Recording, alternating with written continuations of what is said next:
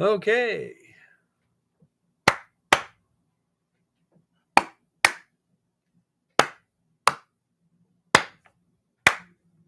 Still not getting anything. Okay, so I will sit here and just operate my vocal cords until somebody gets on and lets me know how the audio stream is going. Might as well adjust this over just a little bit. Okay, there we got that. Can anyone hear me? If you can hear me, do you want to hear it? Sounds great. Cool. Okay. Apparently that fixed the issue for now. Reboot. Oh. Okay, Jim. Yep. So that's interesting. I got Outlier, Scotty, Minor Jim, and Shaggy. And okay, now I just updated the number of people. I was showing 2 there, and I had 4 there. Uh, okay. So, don't expect anything. yeah, it's electrons. They hate me. So anyhow, say first we got to look over this area here, see what the heck is there, if anything. We can easily do surface sampling where we're just digging little holes and checking the samples out and stuff, and um, then go from there. Until we do that part, we're pretty much, we don't know what's going on. So um, that's the plan. First, we got to go up there, got to do a detailed visual observation of the area, try and figure out where the surface outcropping might be, start doing some hand trenching to see what we can find, get some samples. Hey, Paw Patriot. Um, and go from there. We shall see what happens. So, yeah, we really don't know what we've got at all. Hopefully, once I get the reliable vehicle, I'll be heading to Butte. Hopefully, they will have more information in terms of the records where we can get some kind of an idea what we have. And hopefully that'll give us some kind of guidance as to what we should do. But that's, months in the future now. So that's the sort of thing where, we will just have to see what we will see. That's part of the romance of gold mining. So that's it. We shall see what we shall see.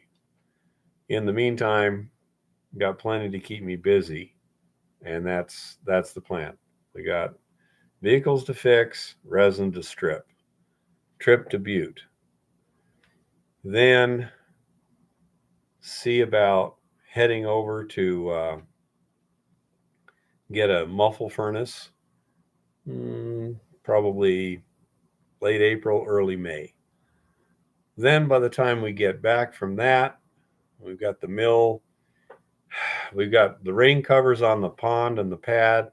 Once the snow melts, we got to pump all that liquid off so that we're getting ready to go. And then the pregnant pond has to thaw out. I don't know how long that'll take. Because right now it's about, my guess would be 5 foot of solid ice. That's my guess. Don't know for sure, but I would be surprised if it wasn't frozen all the way down. So we shall see.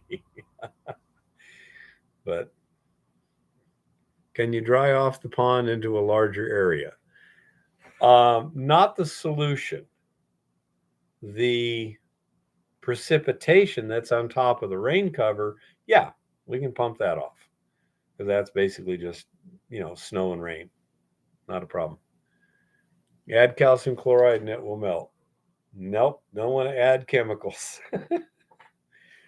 Nothing with chloride. Yeah. No chloride. So, and I say, we just got to wait for it to melt, and the precipitation will melt first, and we won't be able to do anything until it's actually melted down to the pad liner at least, so that the drainage system works.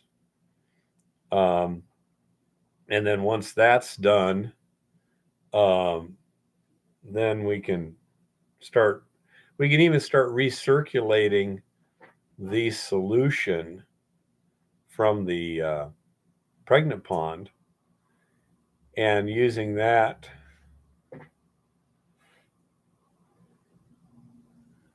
Can suggest ammonium nitrate. Yeah, well, and the building 20 feet away too. Although I suppose you could use it as a thing and say that when you're dealing with leaching circuits, you don't want to start playing with the chemistry. We got a chemistry that's working. We don't need to mess that up. But we have enough storage capacity in our tanks that we could also, as the pregnant pond melts, pump it into the tanks and thereby keep the amount of water or solution on the surface to a minimum so that the sun and above freezing temperatures can do their best. But we shall just have to see what happens. Again, this first time I've had much of what you would call solution in the circuit in the middle of the spring. Last year, we had it pretty well emptied. Very little solution left in circuit at the end, when it froze up, because it didn't freeze up as quickly as it did this year. This year, it showed up suddenly. And we're not using thiourea on our heap, honey bunny. That's only in the stripping circuit. The heap itself has Eco Goldex and lime. Those are the chemicals out there. So, say we shall see how it works, but yeah.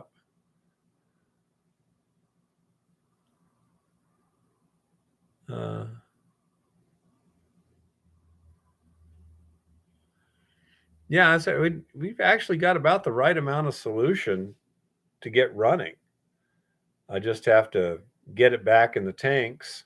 Couldn't put it in the tanks because that freeze will bust the tanks, So we just had to dump it into the pond. But among other things, I'd like to completely drain the pond into the tanks in order to, inspect the pond liner and everything and make sure there's no problems. Really don't know. But yeah, we have plenty of tankage to put all that solution once it melts. We've got 3 IBC totes at about 225 gallons each, something like that. And then we have that 1,000-gallon conical bottom tank. So, say it should be easily doable once it starts melting. We don't have electrical power out there. We have generators. So, honey, to use electrical heaters, it would cost a great deal. Plus, you really don't want to be running generators if you don't have a person monitoring it in case of a fire or something like that. Hi, blind dude. So, besides, we don't have enough ore to justify it. Yeah. So, I say, not a problem at this point. We got another thing we need to do is there's about 1 tank full of ore already crushed and waiting for pulverization that needs to be, opened up to the to air and sun and dry it out in layers. You let it dry and then you just scrape off a thin layer and do it again.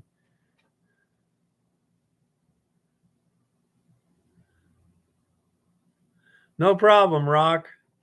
Glad I could help out. I say that sounded like much more your bailiwick than mine. Yep, that's right, Honey Bunny. As we get things running, I've also got to. We're going to put a little windlass. I think that's what you call it, like a little crane thing on the Stutenross, so we can pick up the upper shell and move it off to the side and get to the rotor and pull those impactors and put some hard facing on those.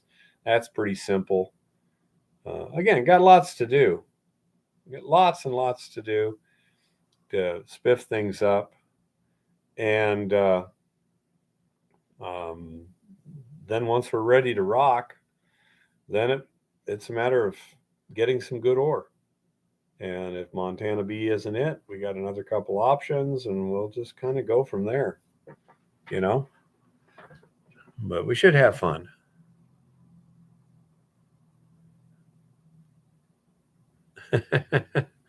Yeah, honey. Um, okay, I understand what you're saying, Chris.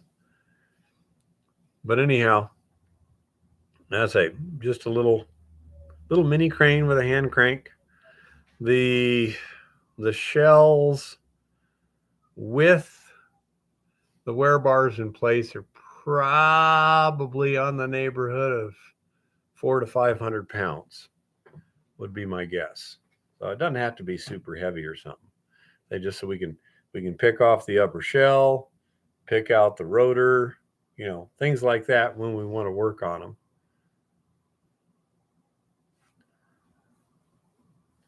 What's the speed, Honey Bunny?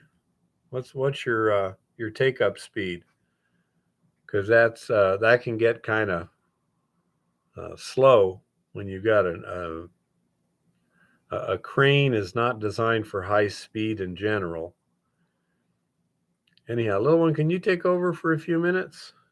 Sure. I'm in the middle of reading some news, but Yeah, that's going to be pretty slow. You're probably going to want to do like I did and let me and go to the bathroom. and do something to increase your take up speed.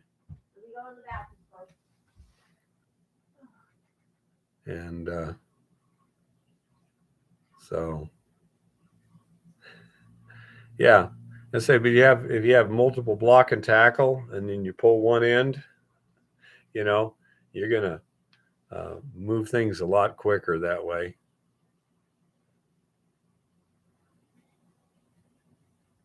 So I say you just play it by ear.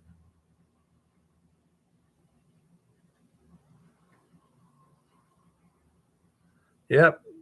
I say if you got plenty of pounds, then you're concerned more about the feet per minute thing. that's where it that's where it can get really tedious really quickly. Even mine, where I'm only down about 30 feet, it goes pretty slow.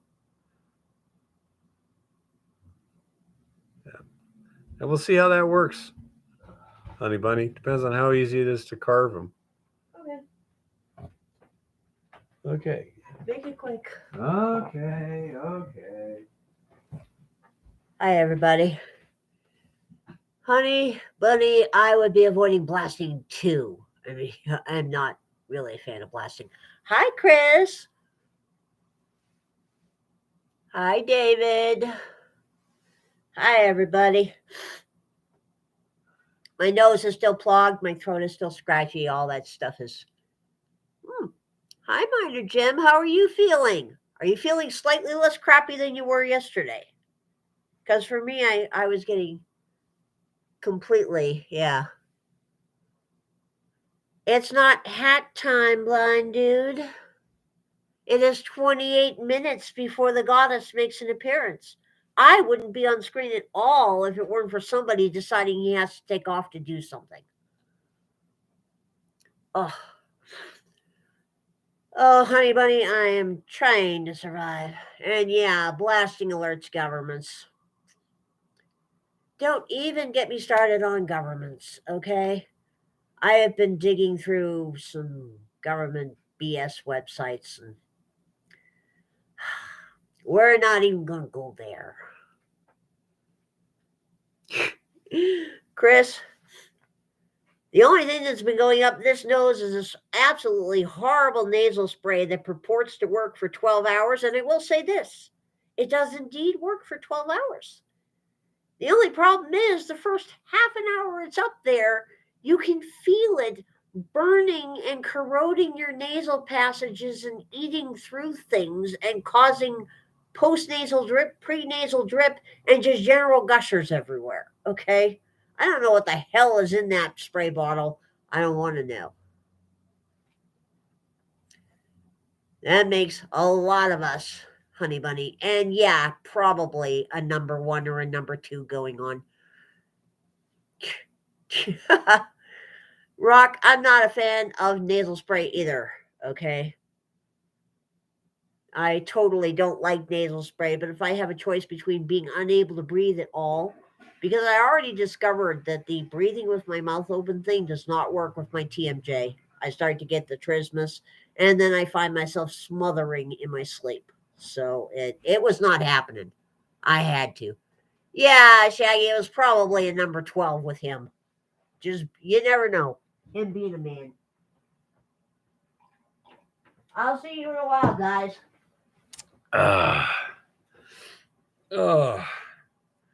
So anyhow, yeah, I say it's been less than ideal health-wise, but oh well.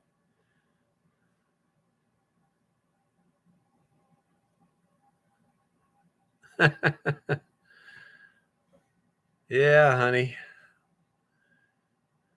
No, not a pound. But yeah, it's kind of a weird situation out there. And I find it fascinating to watch. But I wish it wasn't so important. Apparently, a boiler blew up, or 2 boilers blew up, and there was another one at another plant recently. Oh, plants blowing that up, huh? Didn't make anything above local news. Yep. It was also in Ohio. Oh, I'm yeah. reading the news article right now to figure out exactly what was. Massive explosion caused fires, blew debris over neighboring businesses, streets, and cars. Multiple injuries. It's a brass and bronze alloy manufacturer. Yeah, An explosion of unknown origin. An explosion of unknown origin at a metal processing plant. Yeah. There were 2 explosions. A small explosion first, and a second, stronger one happened shortly after. Yeah, it happens a lot that way sometimes. At least 14 people injured. The explosion is under investigation, but the facility is a 14 relatively injured. safe plant. It's a foundry. Yeah, foundry. Say it's there's a lot of ways things can go wrong in a Bricks foundry. from the building were thrown across the parking lot. Brick wall was completely blown away. Yeah, we're pretty much upwind of all the fallout there, honey bunny. Yeah, that's my thought, Chris. Easy to do. You know, glowing hot molten metal and a little moisture can do all kinds of things. No, it was a brass foundry, Jim.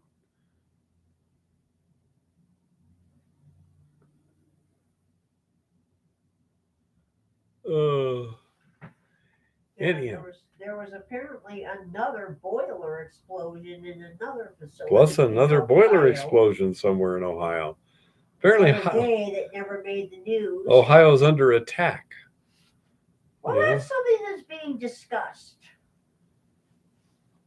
It was a boiler that blew up in Warren, Ohio yesterday at another manufacturing facility. I agree, honey.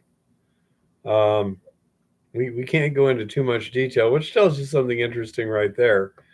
But yeah, very interesting times we're living in here. Oh, wow. And I'm not personally aware of anyone who doesn't think that there needs to be consequences. In totally unrelated news, somebody made an absolutely gorgeous Falcor cake. Whatever a Falcor cake is. The luck dragon from Neverending Story. Okay. It's a freaking cake. Somebody made a cute cake. You know, I thought it was Balcor, the good luck dragon, not Falcor. But anyhow, so anyhow, we shall see what we shall see in the news. Every day it's kind of interesting. But so that's basically what I'm looking to do. I got a lot of stuff to do. I should have been doing a lot of stuff this week, but between being sick and being on foot, haven't got much done. Both of those should be rectified by tomorrow, and then we shall go from there. Yeah. I'm not sure how easy it is to manufacture steel, honey bunny. At least this wasn't another food facility, Dave. Well, we're running out of food facilities. Yep. Oh. So anyhow, that's kind of what we're looking. Does anyone have any questions or anything while we're waiting for the goddess to get lined up over the next roughly half hour, I guess? Thermite casting, yeah, that could get interesting if things went somewhat awry. They do much of that, honey bunny? I know they use it for welding. What do you call it? Railroad rail. Not aware of anything else where they commercially do thermite casting.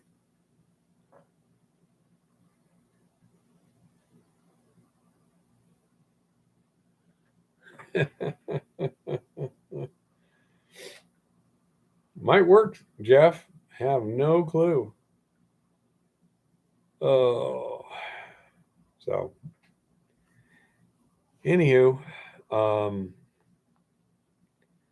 they just got loads to do and just haven't been able to get anything done.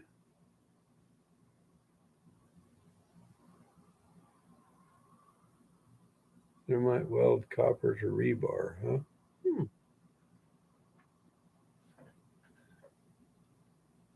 Yeah, I say we got that lady from London's looking for interesting stories to tell too. So even if it's just a good local story, local color, back in the old days there was Miner Jim and he was a real hootin' tootin' whatever, and that sort of thing, would be interesting. Just got back from Las Cruces. Loads 15 to 20 loads of cops. I report. What's Waze? WAZE. What is that, blind dude?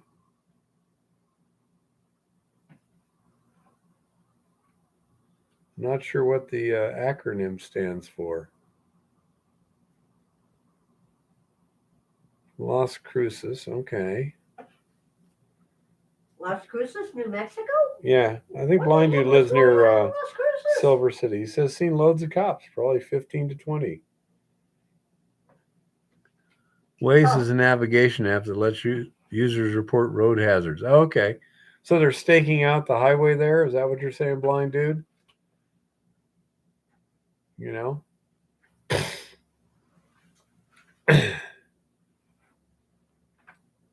I like Las Cruces. Did you know that manganese can be gotten for free from old used alkaline batteries? Really? Yeah, he says speed traps, a bunch of them. Wouldn't surprise me. No, I had no idea, honey.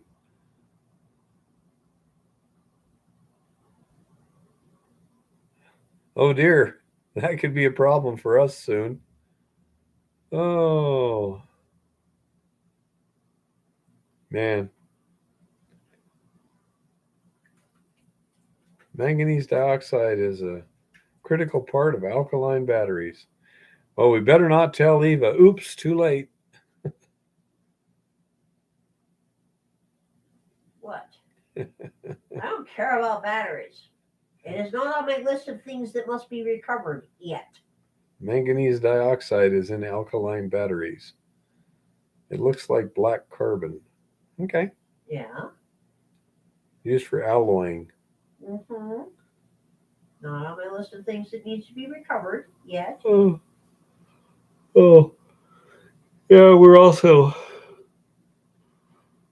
working on identifying and preparing systems to recycle stuff if if needed. I don't know how long anything is um, going to be available. It's just hard to tell nowadays. I know chemicals are going way up, so we shall have to see what we shall have to see. Oh. Has anyone priced the Eco Gold X lately? Just kind of curious what they're charging nowadays. I'm pretty sure the freight has gone up too. That was always just like 40% of the total cost or something. Well, depending on the size. I mean, the small container, like 5 pounder, I think the freight was more than the actual um, product. Oh, yeah, that's pretty much standard. 6.3 earthquake hit Turkey. Yeah. Luckily, that's not huge. So, most of the stuff's already down. They got most of the search and rescue done. So I don't think you're going to see a whole lot more injuries from that. But last I checked, the death toll was at 46,000.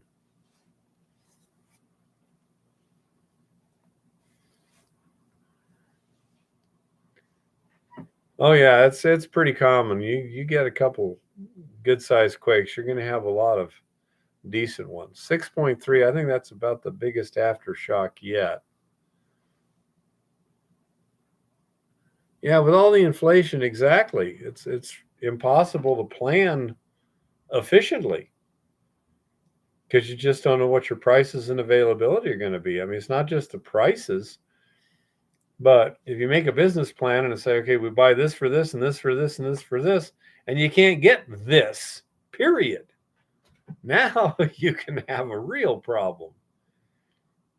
That's why we're trying to be as self-sufficient as we can. That's why I want to test the um, resin for regeneration, see how well it works.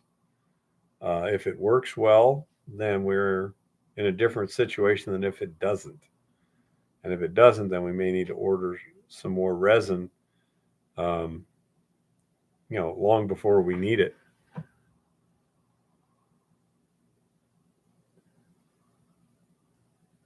Yeah, exactly, honey bunny. I think there's a lot of people that are just going to be kind of paralyzed, business wise, because you just can't really do much. And my suspicion is that's going to lead to some serious secondary consequences.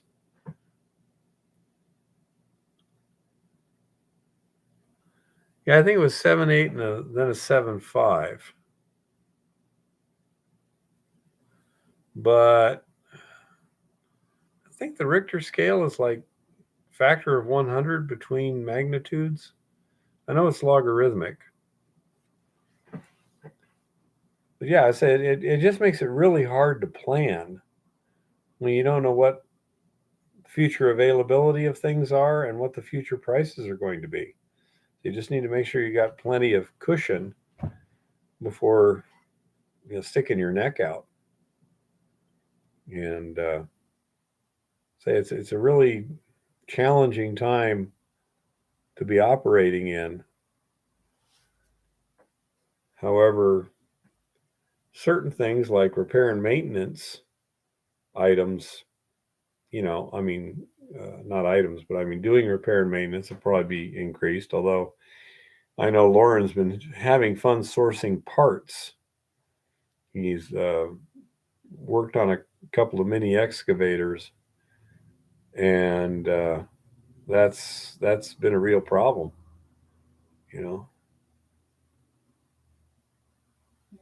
going to be the only parts problems coming up. In general, honey bunny, but we got to get the rest of the government under control. I mean, no matter how intelligent and well-meaning the president is, which of course we don't have at the current time, if the bureaucracy really wants to drag their heels, it can be extremely difficult.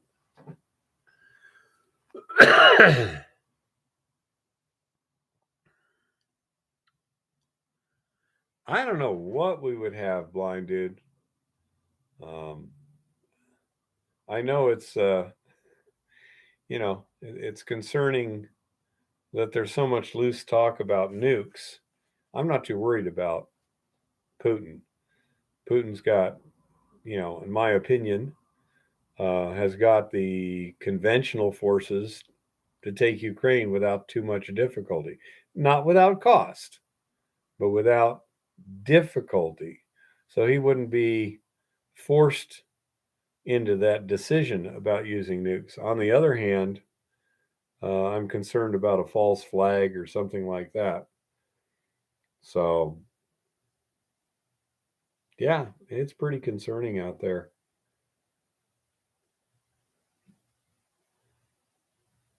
That's, I think he did initially, Honey Bunny.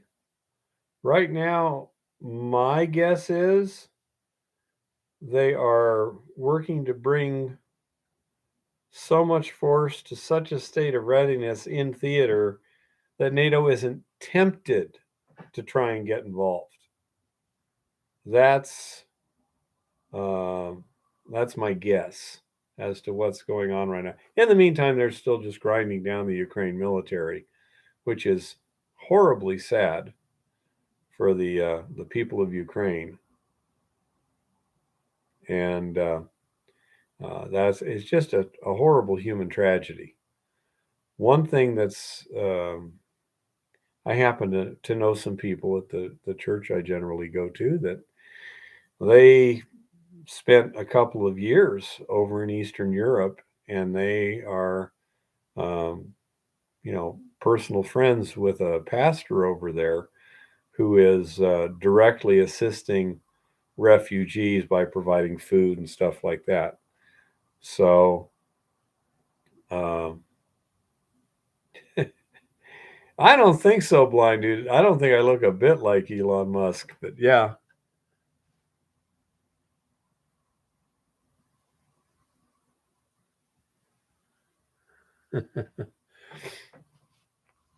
You don't look anything like Elon Musk. Yeah. Trust me. Yeah, so this whole situation is quite disconcerting, and pushing Russia into a corner and saying, okay, if you don't win, we're going to destroy Russia, which is what they basically said. They want to take Russia apart. It's like not leaving them a whole lot of options here. So we're just encouraging him to, get more and more serious as opposed to de-escalating. So I don't know how it's going to end up. I mean, remember how Vietnam was? We were just providing them help and a little bit of technical assistance, and then things went awry. Yeah. What else is new? Don't know. But that does make it challenging for us to have. I would agree with that, honey.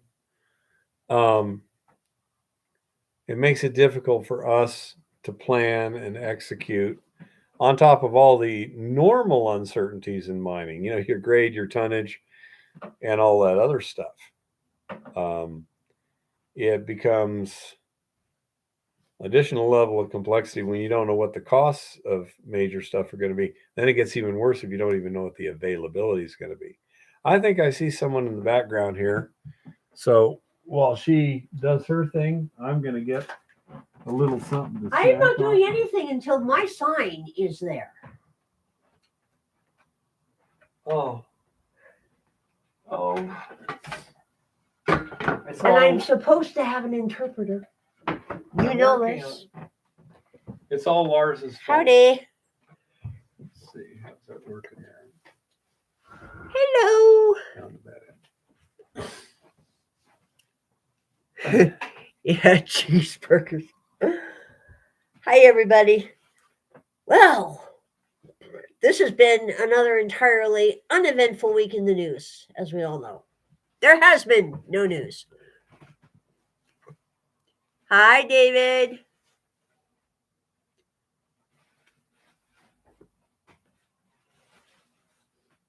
Hi, honey bunny.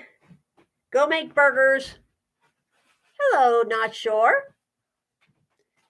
So, this has been another totally, absolutely, completely non-eventful week in the news. Everything is wonderful. Everything is amazing. Everything is fantastic. Under control. Stunning. It's startling. It's totally and completely brave. Absolutely and totally under control. Just be sure not to look at any of the government figures because things really kind of look bad right now. Just saying,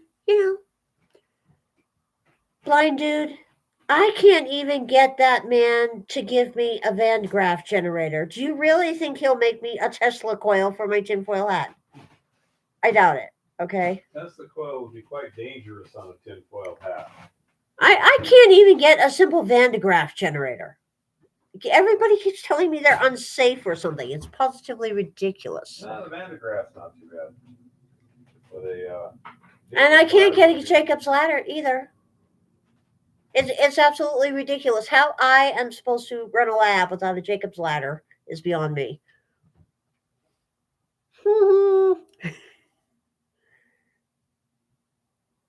So, in the mining news, there really isn't much going on in the mining news, actually.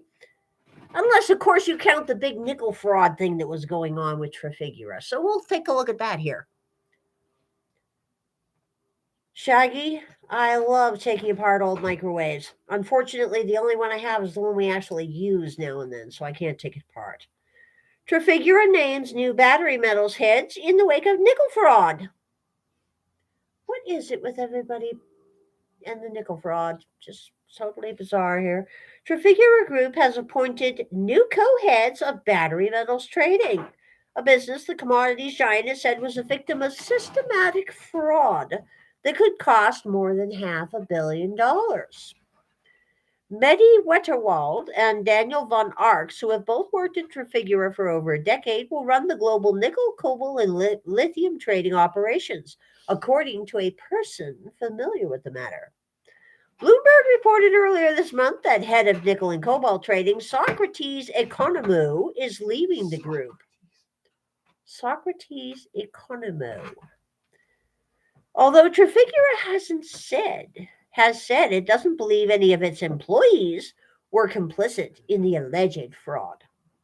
The company has accused Indian businessman Pratik Gupta and companies connected to him of fraud after discovering that nickel cargoes it had bought did not contain any nickel at all. That's unfortunate. Well, that is an unfortunate and rather strange series of misadventures, I'm sure. Gupta and his companies have not responded to attempts to seek comment. Von Arx joined Trafigura in 2009 and is currently head of metals and minerals for North America, based in Toronto, and will relocate to Geneva. Wetterwald is a senior nickel and cobalt trader and has worked across a number of Trafigura offices, having joined the company in 2012. They will report to Gonzalo de Olazabal, one of Trafigura's two co-heads of metals trading, said the person, who asked not to be identified because they were discussing private information. Trafigura is one of the world's biggest players in the trade of industrial metals from copper to zinc. It has increased its presence in battery metals in recent years, investing in nickel producers, cobalt procurement, and lithium battery recycling. So that's what's going on with that. The goddess is trying to figure out why anybody would decide to buy entire shiploads of a metal without having any of it at least checked. Like assays and chain of custody and having these things looked at by human eyes might be a very good idea. But apparently, some people spend hundreds of millions of dollars on entire shiploads of things without even knowing what they're getting. You know, this is just yet another case of if you don't hold it, you don't own it. Ooh. Just saying. Deep sea mining would impact ecosystems beyond those in targeted areas. Well, derp. Can we say no shit Sherlock on this one? An international team of researchers has published a study showing the destruction of key hydrothermal vents by deep sea mining could have knock on impacts on vent fields hundreds of kilometers away. According to the paper, which was published in the journal Ecology and Evolution, hydrothermal vents are extreme deep sea environments that exist in geologically active areas on the seafloor. Well, derp. These vents, which are like underwater geysers, spew hot water filled with minerals out from cracks in the seabed, and despite the intense heat and pressure, these vent systems teem with strange and unique life. The creatures around these vents, such as crabs, shrimps, and worms, all rely on bacteria which use chemical energy from the vents to make biomass. The chemical rich waters that sustain life also make these environments an attractive target for deep sea mining. When the chemicals that come out of the Earth's crust meet the cold seawater, they precipitate and create chimney like deposits on the seabed called seafloor massive sulfides. These chimneys contain a high quality and quantity of gold, silver, copper, and other rare earth minerals we need to feed our technology hungry society. Otis Brunner, first author of the study, said in a media statement. Brunner pointed out that despite the abundance of minerals and metals in such deposits, resource extraction destroys the creatures living there and severely impacts those on nearby chimneys within the same hydrothermal vent site.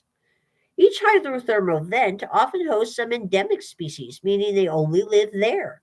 So if you remove or severely damage their ecosystem, not only have you lost those animals, you've lost that species entirely, he said. This is a very, very, very valid point, actually. And now, Brunner's research shows the damage to hydrothermal vents ecosystems is also unlikely to be limited to just one single vent site, but could impact other vent sites hundreds of kilometers away. This does not surprise the goddess in the least. But then again, there aren't many things that surprise the goddess. Although hydrothermal vents seem isolated from each other, many hydrothermal vent species can actually disperse from one vent to another while in the larval stage, assisted by ocean currents. If they reach another vent and the conditions at new vents are similar, then the creatures can settle and mature into adulthood. This means if a species population is wiped out at one hydrothermal vent, the population of the same species at another vent where larvae used to disperse to will also be threatened. In his study, Brunner looked at vent sites within three subregions of the Northwest Pacific: the Okinawa Trough, the Izubonin Arc, and the Mariana Trough. He inferred how connected each vent site was to the others by comparing how many species the vent sites had in common.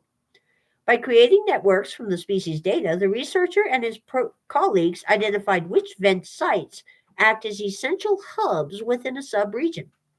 Two vent sites, Sakai and North Knoll Ehea Ridge, were found to be the most important for maintaining connectivity in the Okinawa Trough subregion and should be prioritized for conservation. Unfortunately, the Sakai and North Knoll Ihea vent sites are situated in the central region of the Okinawa Trough, an area of particular interest for mining. But any disturbance to these two sites would have particularly strong impacts on all the species and hydrothermal events across Japan. For the Isubonin Arc and Mariana Trench, Nikko Volcano and Alice Springs were the most important hub, respectively. There's no current interest in deep sea mining at these sites. The study also identified pathways of connectivity linking both the Okinawa and the Mariana Trench to the Izubonin Arc. However, these linkages only occurred across a few hydrothermal vents, including the Daisan Kume Knoll in the Okinawa Trough. situated within an area of mining interest. Based on these findings, the scientists concluded mining activity here could cause a collapse in the network across the Northwest Pacific region. Huh. Well, that is certainly an interesting development. We're going to have to keep an eye on this one. Legal tender, but much cheaper there, huh? But that is what is going on with the deep sea mining thing, which is actually quite an interesting study. Took them long enough to get around to it. White House actions raise risks to economy. I'm shocked. The goddess is shocked to think that anything happening in the albino McMansion could possibly have an impact on our economy. I'm sure this is base misinformation and spurious rumors, and someone is casting asparagus somewhere, I'm sure. Let's see here. Something like the plot of Atlas Shrugged seems to be playing out across America. Well, no shit, Sherlock. In the novel, corruption and mediocrity spread through institutions, including the power company and the bureaucracies charged with keeping the lights on in New York City. The goddess thinks New York probably looks better in the dark. Just saying. Eventually, they fail entirely and the lights go out in the city's high-rise buildings. Here in the real world, it would be no surprise to many if a big city went dark tomorrow. It seems the unthinkable is becoming more and more thinkable as time goes by. This raises questions for investors who want to protect themselves from rising risk factors. If you don't hold it, you don't hold it. If you don't hold it, you don't own it. Get out of the market like yesterday. Stick the fiat in the mattress, and after the market crashes, then you can pick up good stocks at yard sale prices. How's that? We'll get back to that in a minute. At least some demand for physical bullion always comes from people concerned about emergency preparedness and barter. This demand only figures to keep growing as the institutions which make up the basic plumbing of our modern economy stop working right. Oh dear, they're trying to imply that maybe our infrastructure is in sort of a failure mode. Absolutely unacceptable. The flaw in concentrating so much power in so few institutions is now on full display. Well, derp.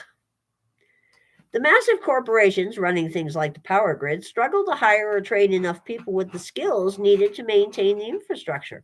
The debate as to why is long and complicated, but among the reasons are the deficient U.S. education system, as well as government programs encouraging people not to work.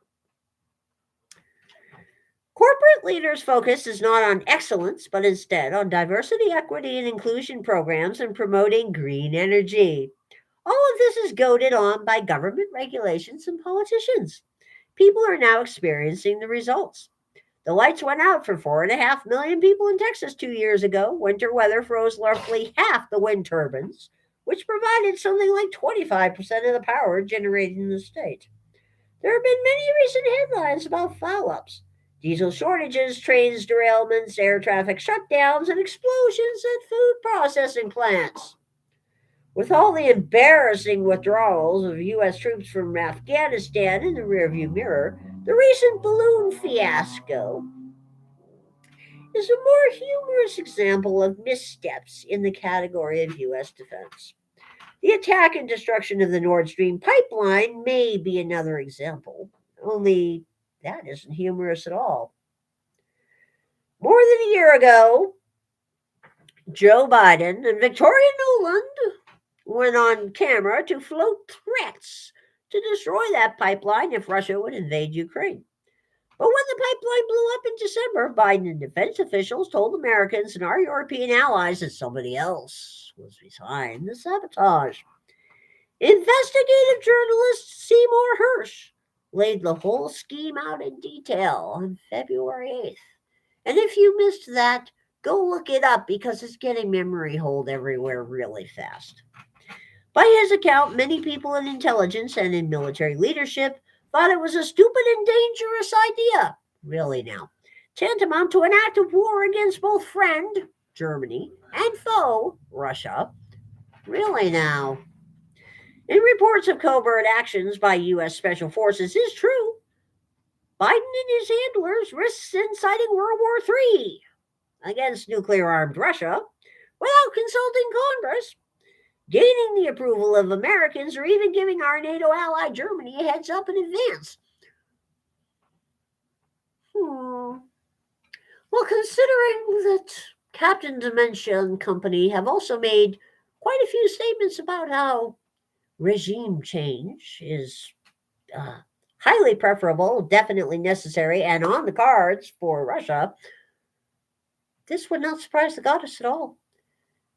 The goddess would like to just remind people that at the moment we have nearly 100% failure rate when it comes to nation building. So what could possibly go wrong? Just saying. Meanwhile, Donald Trump Jr. isn't the only person wondering if the spate of train derailments and other industrial accidents now plaguing our country aren't accidents at all. Could they be deliberate attacks on our critical infrastructure, perhaps in response to U.S. involvement in Ukraine and destruction of the Nord Stream pipeline? The goddess will say she definitely favors eco-terrorists as being the ones that have been trying to take down parts of the power grid. The train derailments, if Americans had even 10% of a clue just how badly maintained American railway systems are, yeah, we're not going to go there. Okay, we're not going to go there. A few years ago, less than 1% of Americans imagined needing gold and silver for use in barter. Everyone assumed ATMs, credit cards, and banks would always function to process payments. Only idiots assumed that, but we're not going to go there either. Today, the proper functioning of our financial system isn't nearly as certain. This is why interest in physical metals is through the roof. Gold and silver are a store of value for self-reliant people. And that is true. In the same vein, rising geopolitical uncertainties Go ahead, little one. You said same could vein, create so. a wartime economy that drives gold to $2,000. Now we're going to continue. We're going to consider the source here, okay? Rising geopolitical tensions could provide critical support for gold and eventually push prices above $2,000 an ounce, according to a commodity analyst at PCA Research.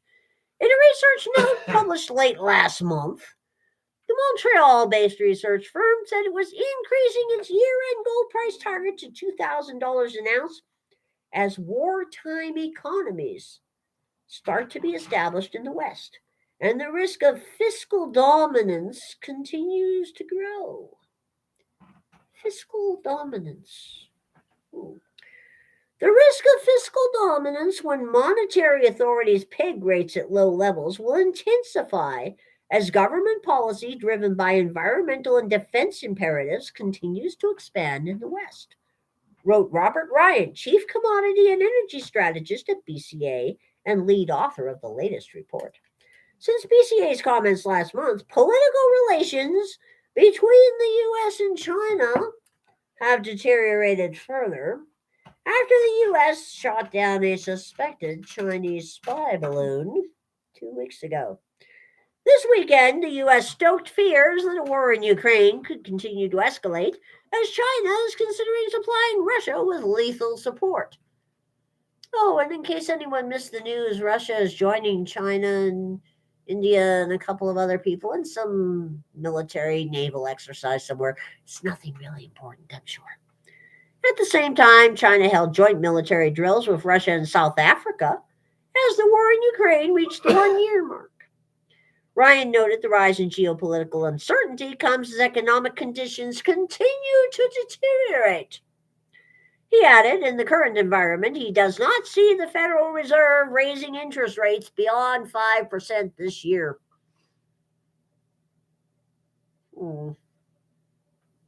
At the same time, BCA expects the ongoing conflict in Ukraine will continue to disrupt commodity prices, keeping inflation elevated. Ryan added market disruptions, Western nations' commitments to developing green energy infrastructure, and increased defense spending are all factors that will continue to support higher inflation. The analysts said they see headline inflation hovering between 4 and 5% for the next few years. Commodity prices will remain volatile this year as well as governments, primarily in the EU, interfere in markets. The analyst said in the report, if Russia's position in the war deteriorates, Putin and his government may become irrational actors and take more extreme measures. One of these includes a cutoff in global crude and or oil product supply, resulting in global oil supply shock. While global uncertainty is high and U.S. rates are low, investors will flock to gold as a safe haven investment. Another positive aspect for gold amid the rising geopolitical tension is the growing impact on the U.S. dollar. BCA says it sees a marginal increase in petro-yuan trading as nations buy oil in China's currency. While this trend won't see massive growth this year, don't count on it, BCA said it's still enough to disrupt the US dollar's role as the world's reserve currency, and a weaker US dollar is one less headwind for gold prices. Yeah, it is one less headwind for gold prices. That is indeed true. If anyone, anywhere, actually believes that the US dollar is worth what it says it's worth on paper, the goddess would love to sell you some ocean property in Arizona. Silver on the brink of extinction? Say it ain't so. This is scary. Silver has been used as a form of money for thousands of years, dating back to ancient civilizations such as the Greeks, Romans, and Egyptians. In fact, the word silver is derived from the Anglo-Saxon sulfur and the Germanic word syllabar, meaning money. The first known silver coins were minted around 600 BC in Lydia, an ancient kingdom in Western Asia Minor, modern-day Turkey. These coins were made of natural alloys of gold and silver called electrum. Later in the 5th century BC, the Greeks began producing silver coins, which became widely used in trade throughout the Mediterranean region. In the centuries that followed, many other civilizations around the world used silver as a form of currency. Silver and gold were referenced throughout the Bible. The Chinese used silver coins during the Tang Dynasty, and the Spanish introduced the silver peso in the 16th century, which became a widely used currency throughout the Americas. Today, it is still recognized as a form of money in many countries. In Mexico, the silver peso is still legal tender. In the United States, Canada, Australia, and other countries continue to mint silver coins with official face values, which have no relation at all to their actual value. However, silver's use as a currency has declined broadly in favor of paper money and digital currencies. Have there been times when silver was not used as money? Yep. There were many times throughout history when silver was not used as money. During the early part of the Middle Ages of Europe, gold was the preferred currency because it was more portable and easier to store than silver. The goddess also suspects, as a side note here, that was part of that particular society because gold is the money of kings, silver is the money of gentlemen, barter is the money of peasants, and debt is the money of slaves. So if you took silver money out of the equation, then you could confine a larger cross section of society to just using barter rather than handling money. It's pretty useful in a feudal economy to keep actual cash money out of people's hands. Just saying, you know. In addition, during specific periods of economic turmoil or instability, other commodities such as salt, cattle, or shells have been used as currency. There is a functional difference between currency and money, okay? But over time, the market always returned to gold and silver because of their unique qualities: divisibility, fungibility, rarity, underpinning them as a store of value, and their practicality as media of exchange. During the 20th century, many countries moved away from using silver due to the adoption of paper money. It's not money, it's currency. And the creation of politicized central banking systems. As a result, today none of the world's currencies are backed by precious metals, but rather so called full faith and credit of the government that issues them. Despite this, silver is still widely used as an investment asset, and an increasing array of industrial applications, including electronics, solar panels, and medical equipment, require it. It also retains monetary properties and can be used for money in barter and trade. Again, silver and gold are money. Paper is currency. Okay? You're not bartering when you use money in an exchange. You're buying or selling something. Mindset here, people. Come on now. Could the world actually run out of silver? It's difficult to predict whether we could actually run out of silver, though believe me, the Silver Institute claims every year that it's 12 years from now. Okay. It depends on several factors, such as the rate of global production, demand, and development of new technology for exploration and mining. If the market functions efficiently, the price mechanism will operate to help bring out more silver supply. However, it's worth noting silver is a finite resource and the supply is depleting. According to some estimates, the total amount of silver mined throughout history is about 1.6 million metric tons. While this seems like a lot, consider much of this has been consumed in various industrial applications and is no longer recoverable. In terms of current production levels, global silver mine production in 2022 grew to slightly more than 25,000 metric tons. Demand for silver continues to grow, particularly in electronics and solars. Analyst Zon McPherson of XBullion has some great insight. Sadly, the world is rapidly encroaching on an already extremely constrained economic environment. At current rates, it's estimated that by 2028, the Earth will have completely run out of economically mineable silver reserves. Now, that may seem seriously overwhelming, and in all honesty, it should, because at present there are virtually no other known silver reserves. At the current prices, the vast majority of remaining silver reserves, both above and below ground, are economically unfeasible. In other words, they are not ore. Public service announcement: ore is defined as mineralized rock that can be mined at a profit. Okay? I say above and below ground because silver is only one of the few precious metals yet to be recycled from electronic waste. But again, this is due primarily to the highly uneconomic extraction costs associated with recycling silvers for most industrials and household goods.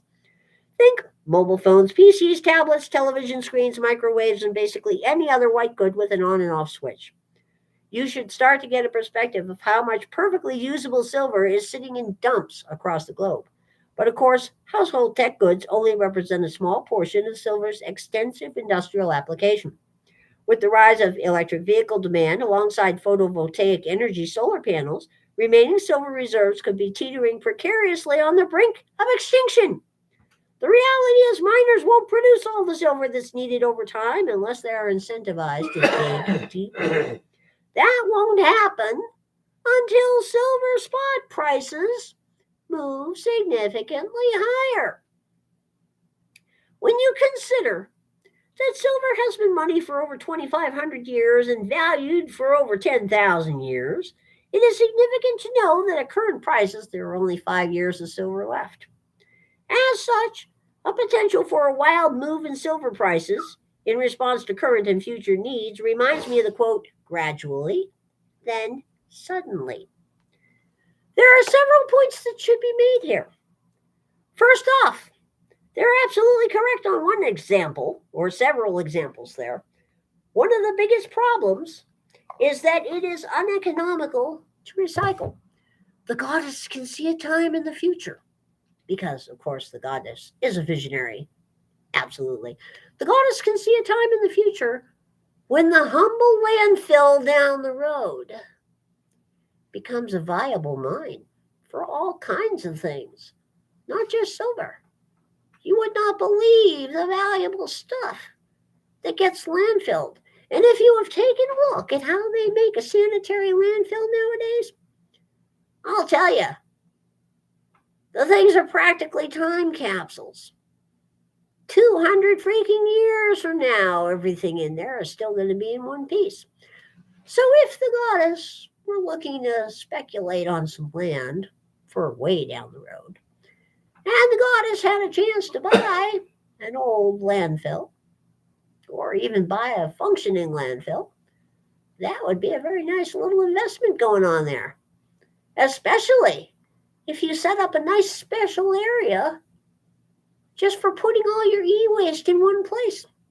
Because the thing about a landfill is if you plan it right, you can put all your mineable materials in nice little veins. It shocks the goddess that the people who run these things don't already think about this, but a lot of them don't. Go figure.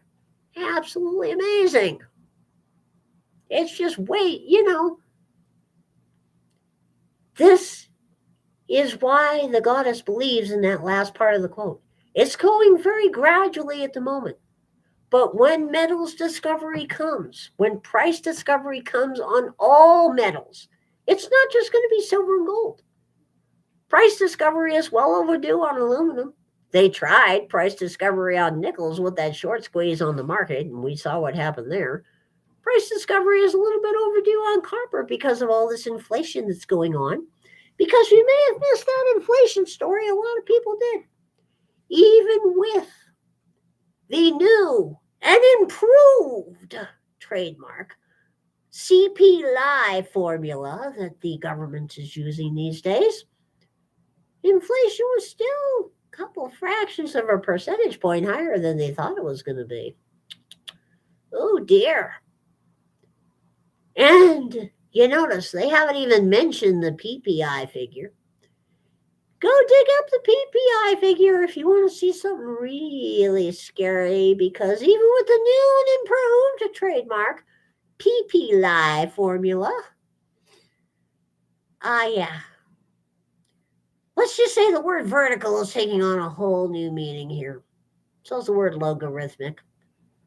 So's the term implosion.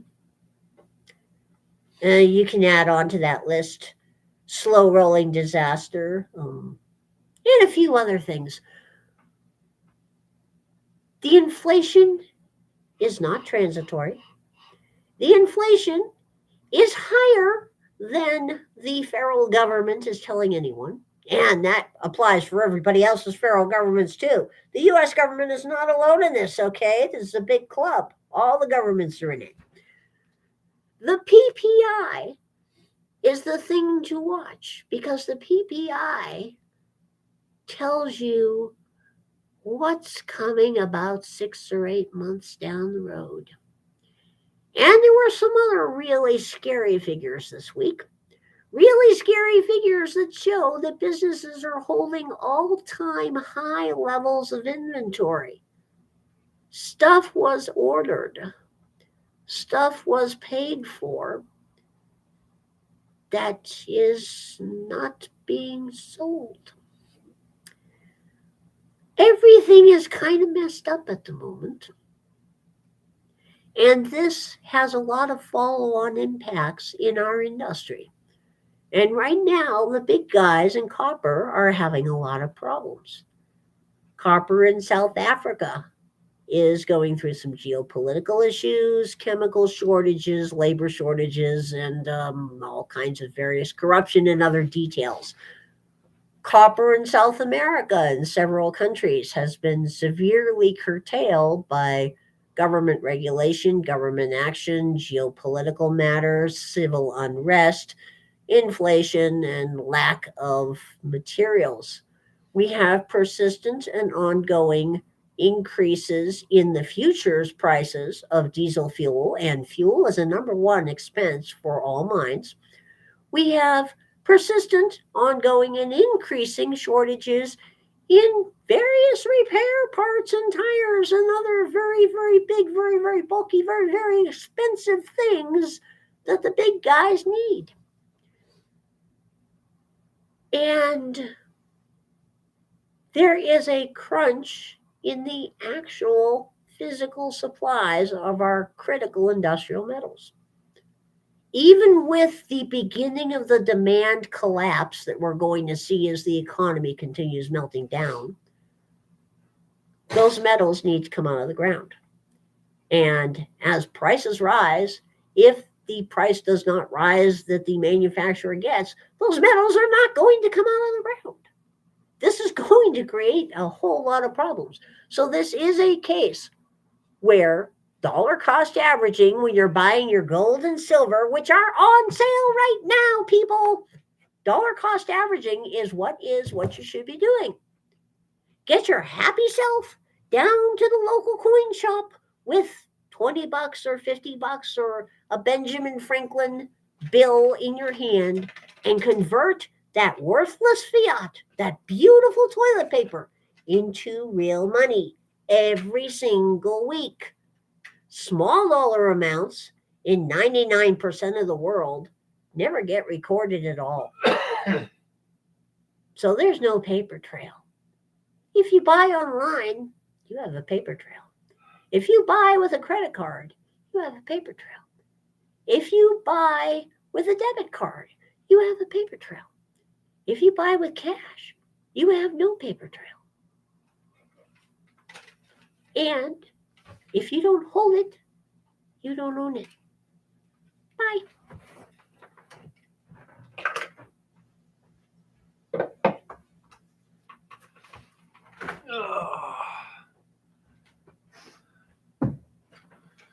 Oh. Well, that was interesting, trying to do the sign language interpretation while half asleep.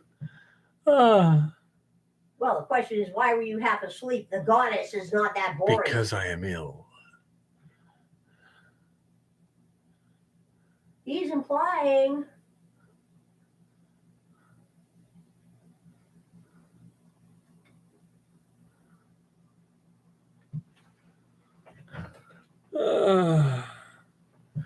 Anyhow, so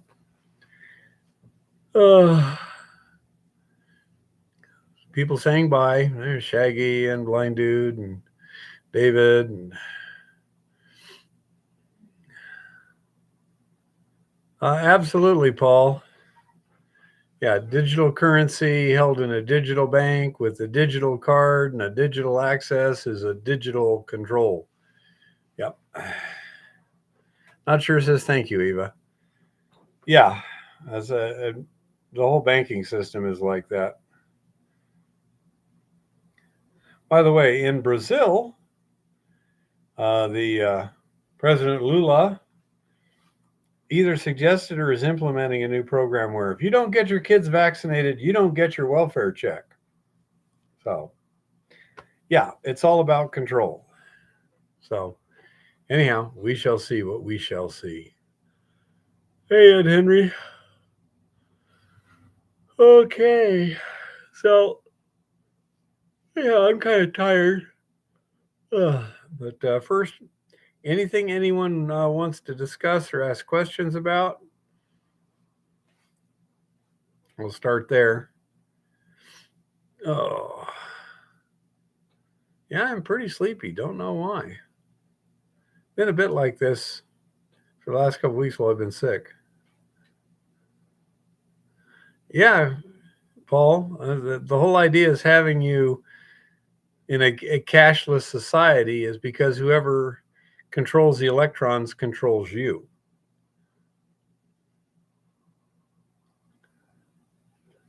Oh, that tends to disappear over time because of misfiling, Blind Dude.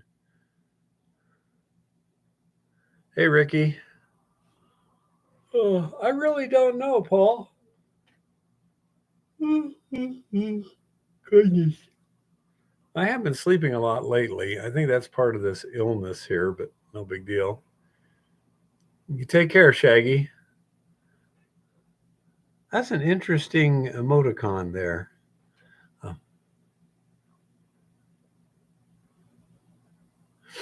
Well, not only that, one of the big problems with landfills is the waste stream is so thoroughly blended. If you were to take the raw waste stream and do some modest sorting, in the long run, it could come in handy. However, it would cost money right now, which is why they don't do it. Oh, whew. Deary weary. Oh,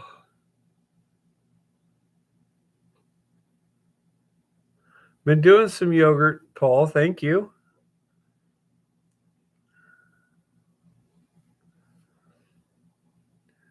Well, it's not just the upfront cost, but the amount you get paid in the long run when most of your materials that you're processing are not very valuable. It makes it awfully tough to pay for the whole process. Oh, goodness. Such a wussy.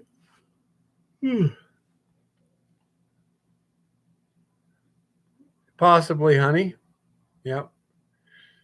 Over in Tucson, they try and tip the green stuff in one spot, you know.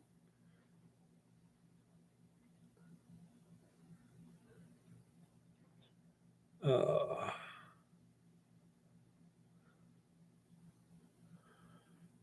well, I'm going to have a little more fun doing that here probably in a few weeks, trying to figure out what information we can find out, if at all possible, on the mine we've got. I'm not sure how it's all indexed over there in Butte.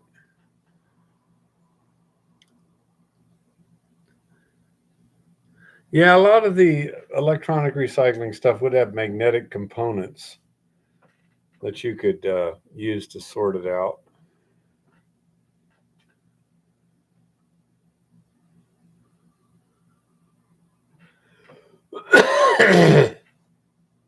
Oh, well, it may come down to that, honey bunny. Oh, I personally think we probably got plenty of stuff in the ground right now if it was just simply properly accessed. Good luck with that one.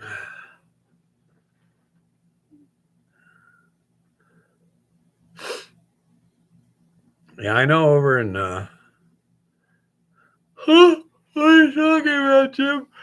I have no idea. Yeah, Ricky. We're pretty much predicting both gold and silver are gonna go up. Eva's thought is that silver a higher percentage than gold in the long run, or the intermediate run, so to speak.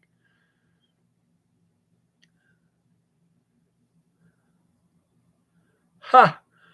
Ask me if I care, Chris. And you too, Paul. Yeah, I agree. Prices are going to go up, especially when we motivate the rest of the world to screw our currency into the ground like a tent steg, peg, stake, something like that. Yeah, I agree. It'll hold its value better. Stuff may be even better depending upon the kind of stuff that you're holding.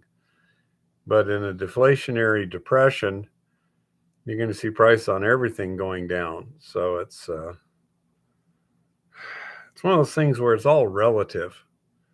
Which things will go down the most and which things will go down the least, and then on the other end, which things go up the most and which things go up the least.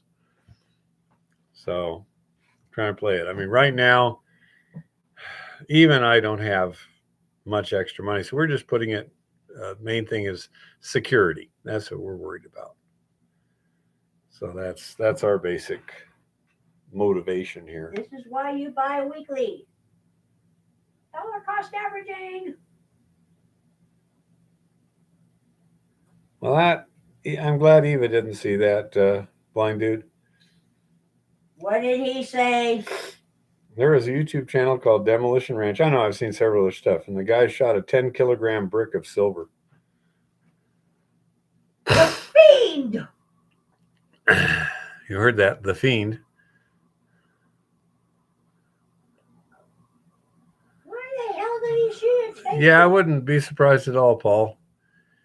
Although, just to give you, what do they call it, a white pill? I think these guys are trying to crash the system so that they can take control. However, on a more positive note, these guys are so incompetent. Even if they did get total dictatorial control, they couldn't make it work at all. they would be tripping over their own feet. Lauren says, shit, Eva woke me up. uh, Agreed, honey bunny. My theory is that they figure if they crash it, then they can take, emergency power and control and stuff. The problem is they can't control anything because they're too incompetent. Oh.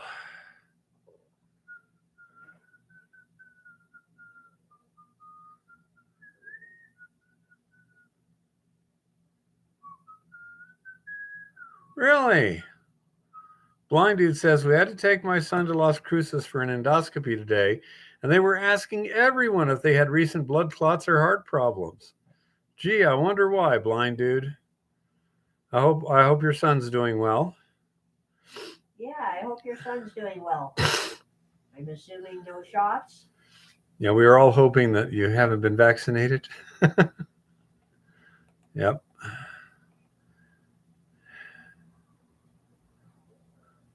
Excellent, blind dude. Purebloods? Yeah. Exact word he used.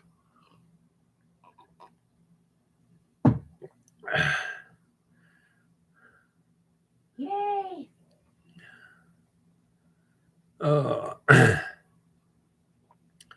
Anyhow, yeah, it's pretty hilarious, some of the stuff that's happening right now. I'm really wondering, maybe you guys can just give me your general opinion on this. Do you think the politicians have any idea how intense the emotions are running out here in the real world about this issue? Because I don't think they realize the situation that could happen pretty quickly. People are pretty much, sharpening their pitchforks and stuff right now. And they don't seem. I would agree to some extent, but again, if you want things to explode, you better have an army that actually works. I don't know about you guys, but I'm not terribly afraid of some transsexual that gets, that collapses in a shrieking horrors when I use the wrong pronoun. That doesn't exactly intimidate me. Yeah, but where are they going to get these UN peacekeepers, honey bunny? The Western Europe doesn't have any military. The rest of the world isn't on their side. you know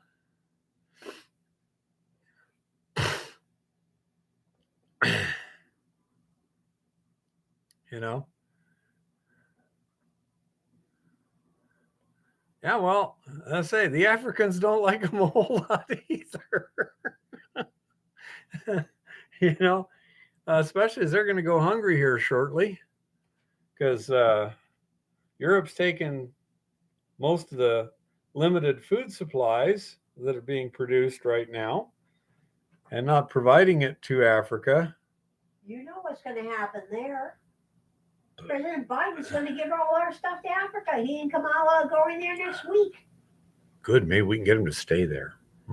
Actually, I think Kamala's going there. Idris Elba and his wife were going to be going with her, but they're not for some reason now, or something. I don't know, blind dude. We're going to Africa. You know what that's going to mean. Yep. Oh, I don't doubt it, honey. But again, this all implies that they have some level of competency. And with the way they've handled the Ukraine thing, it's like, yeah, sure.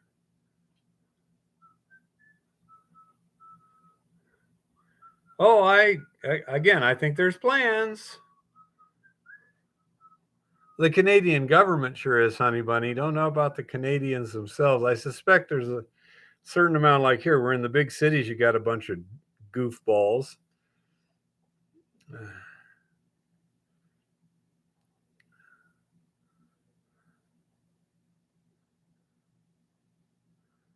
I don't know. I think we got a lot of numbers too. Not quite as well equipped, but again, somebody who's spraying and praying versus somebody who can hit a deer at 400 yards, who you going to bet on? You know, some crazy stuff. 1 gram will be $1. I hope you're talking silver, because gold is already way above that. It's about 1 gram is $60. Silver closed today at like 1846 or 1850. Yeah. Along those lines. Yeah, we'll have to see, honey bunny. And say there's supports in the cities, and those cities don't look like they're going to hold up too well to me.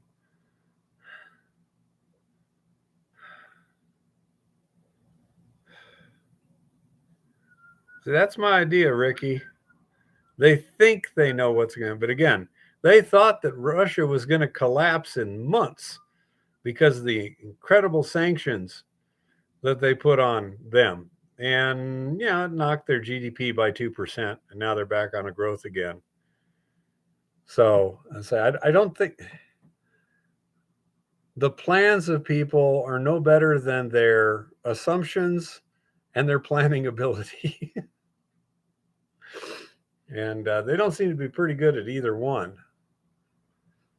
And they're focusing on screwing stuff up, and they don't realize you can screw, if you're the government, you can screw up the government pretty easy, but it's harder to screw up an individual because he can basically just ignore you to a great extent. So in the long run, they can screw up the systems, but then there's going to be individuals who aren't screwed up. Oh, I heard a new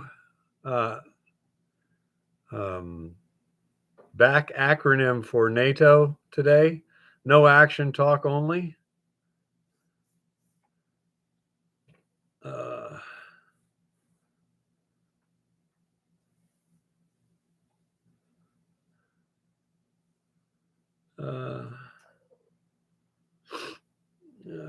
Putin, ever since he got under control, he made sure he was stocking gold. Well, and he was also working on being more self-sufficient and everything else, so that he's, when they tried to sanction him, it's like he can pretty much ignore it to a great extent. I think he did a lot better than he thought he would,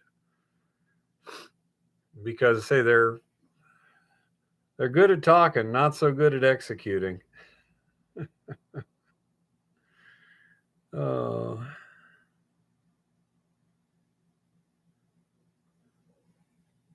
Absolutely, Paul. We have no reason not to be self-sufficient. Possibly Ricky? Don't know. Wouldn't surprise me. Nothing would surprise me at this point. I'm trying to get a hold of somebody in the Montana state government to find out what they're doing to make our state resilient to disruption. So far, I can't get an answer out of nobody. Let's see if. Oh, okay. Let's see. This may be something. Contact form.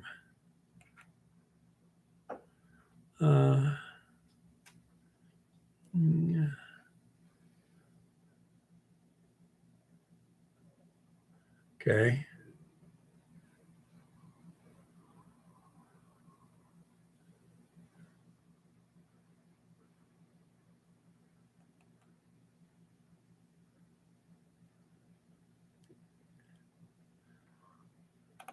Okay, did get an answer. No real answers, but at least I got somebody. No, actually, there was some suggestions and stuff. Okay, Jeff. Let me.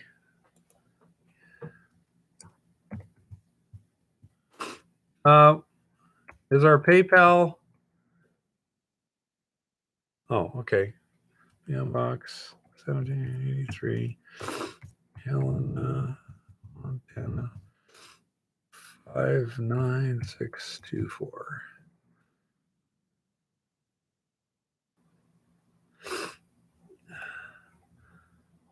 Okay, Jeff, just sent you the mailing address.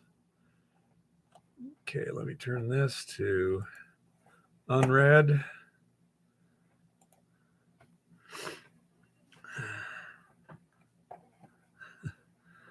Can you gravity concentrate sulfides? Absolutely, Paul.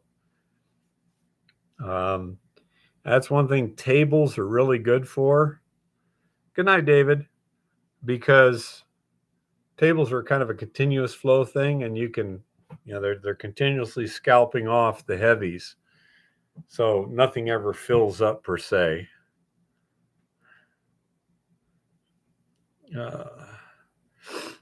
Well, honey bunny, the question is, what are you protecting from the EMP? And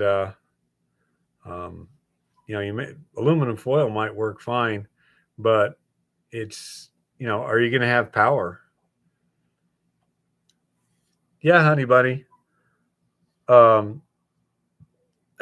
Shaker tables are good for that.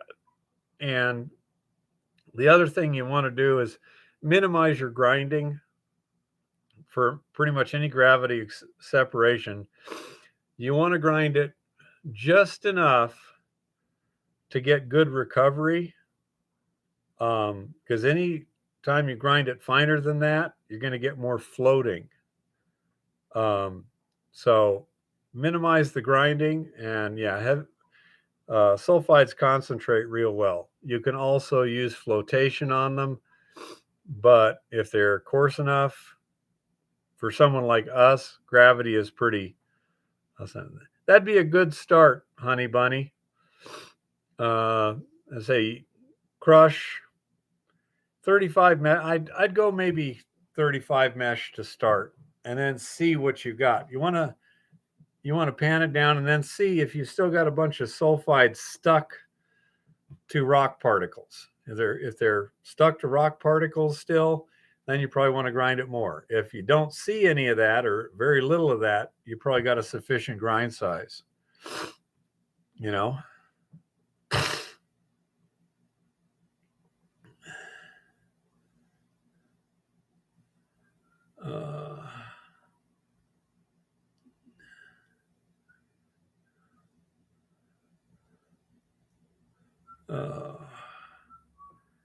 Yeah, the other thing, honey bunny, is depending upon what you got in it. So you may not need to float it. If you're trying to get gold out of it, then you might want to roast it. If you're just getting base metals and stuff, then you can ship the cons,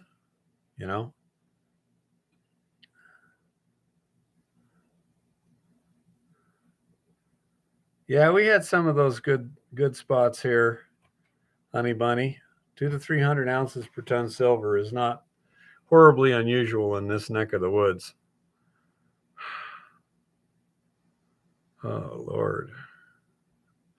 You're still feeling bad, huh? Oh, so sleepy, so enervated. So, say if you're just getting base metals,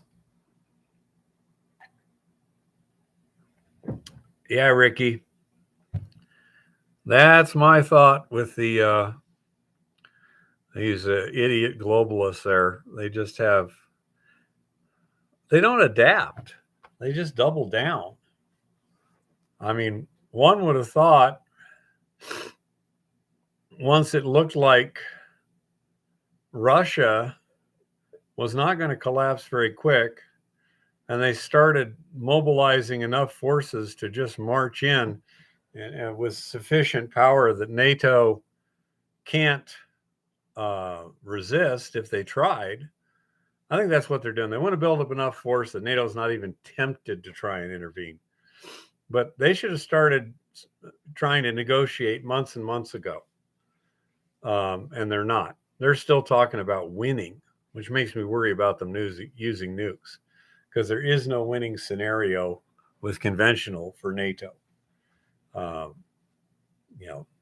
Russia just has too much stuff. Oh, I've got some Afrin over here and such. So, say a lot of it is just I've been laying around here, and that's not good for me. I need to get up and move around and do things. So when I'm just sitting, my body says, let's get some rest. That's what I'm afraid of, honey bunny.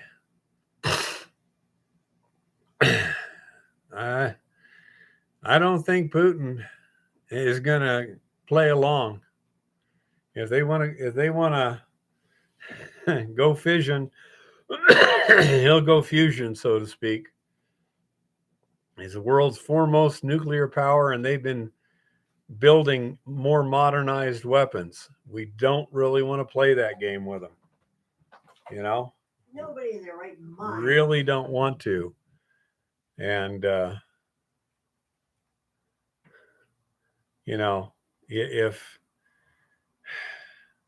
if they try that, the rest of the world is going to sanction us. Some people are interested in magnetite, but I don't know how much it's worth. None of them have a right mind. Pretty much, honey bunny. That seems to be a reasonably good conclusion based on the evidence at hand. It's just great. Again, I think a lot of them be happy for over half the population of the earth to be destroyed. Of course they would.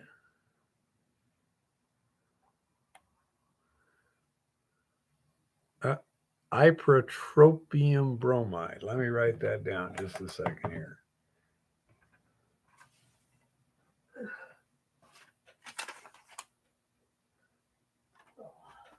Ooh, I got to do that too.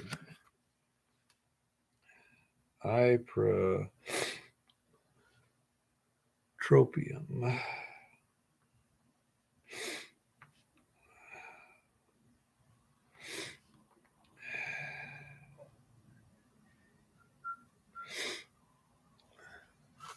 I'm kind of guessing that's a prescription, Paul.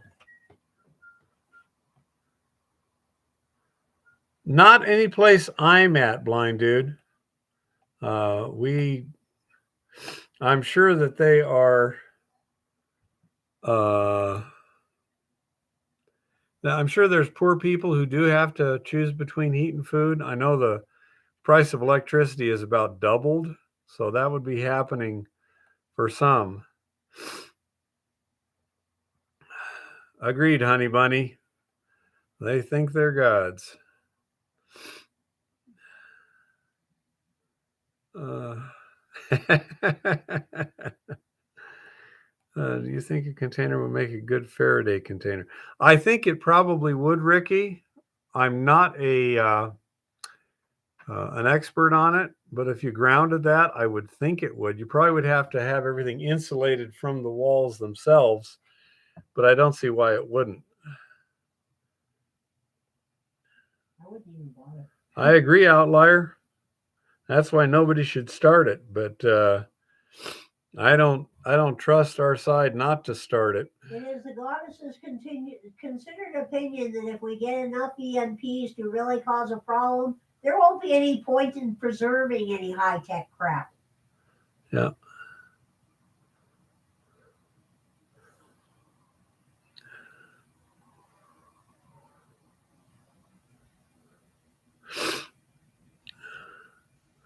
Well, perhaps, honey bunny, if you had another container in it or something like that.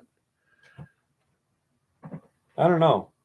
I'll say I try to avoid electrons whenever possible.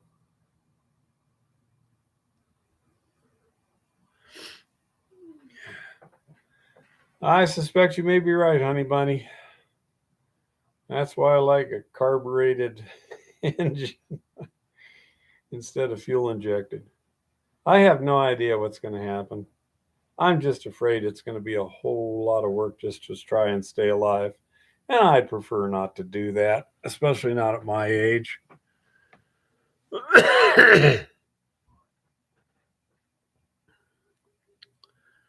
Oh, the thing that I really feel sad about is how many people are suffering and dying because of these bozos. You know, I heard a stat, okay, and various people who are keeping track of stuff thinks that the what do you call it? Ukrainians have probably lost 200 to 300,000 troops so far, dead, not wounded, dead. Okay, now I have no idea if that's true. Tend to agree, honey, but think of this: that low end of that range, 200,000 dead. That is half of the entire U.S. fatalities in all of World War II. And that's in little Ukraine in 1 year. Holy Toledo. That is just horrifying. Well, They're driven, determined to fight to the last Ukrainian. Yeah. It's, there's apparently pretty reliable sources that they are now basically drafting 16 and 17-year-old men. There's reports that they're now sending teenage girls up to the front lines. And I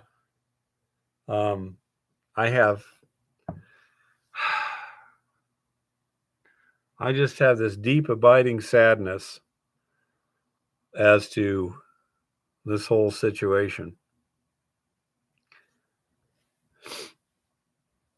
I agree it's all BS, Blind Dude, but I don't think that statistic is. The point is, this never should have happened in the first place. That's totally unnecessary. Countries had kept the agreements that they apparently never planned on keeping in the first place, just by signing them. There's no need for a war at all. All they had to do was stop oppressing Eastern Ukraine. Yeah. All they had to do was, when they signed an agreement, actually stick to it. And that goes for the U.S. too. I agree, honey bunny. I agree to a certain extent, Blind Dude. I don't know if he's being paid or it's just he has no choice. That's, I don't know. It's just horrifying to think that all this is completely unnecessary, except for a relatively small number of people playing power politics.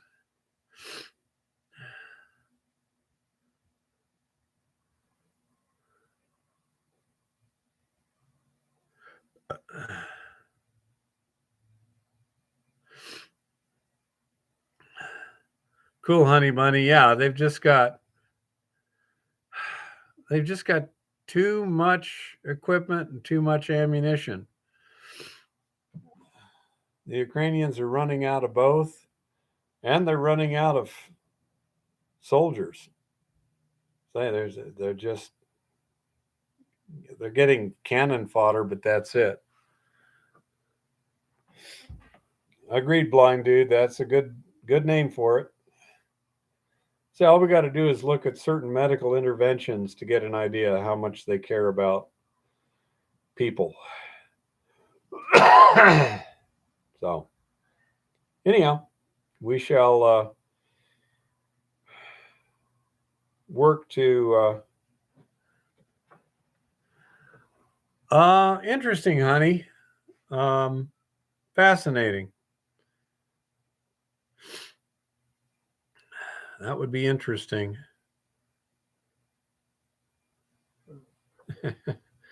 Yeah, I know, Blind. So we got to focus on our families, and we need to take our country back. And I think the first thing is we need to have honest elections. Huh. We shall see what's happened. West Ukraine, Jeff. When the Crimean Peninsula. Oh, yeah, I've seen the pictures, Rock. I've seen the pictures, Rock. And it's fascinating to me to see the dichotomy in the reporting. It is fascinating because I can see why someone would be of the opinion that Ukraine is winning. If you look at certain sources, it would be the logical conclusion. But when you look at the numbers and when you look at where um, the lines have shifted and then stabilized and stuff, then um, it makes a whole different picture. But it depends on the data that you look at and which sources you tend to believe. Um, the first thing that, I mean, I don't believe somebody I know has lied to me 1,000 times in the past to my face when he's lying to me. So it's like, I just don't believe them. I tried to look at other sources. Um, and the other sources, as I say, things like um, while call it the mainstream media said Russia's going to run out of ammunition and missiles and this and that and the other, they're showing no signs of it. On the other hand, the NATO side is showing signs running out of equipment, ammunition, missiles, all this stuff.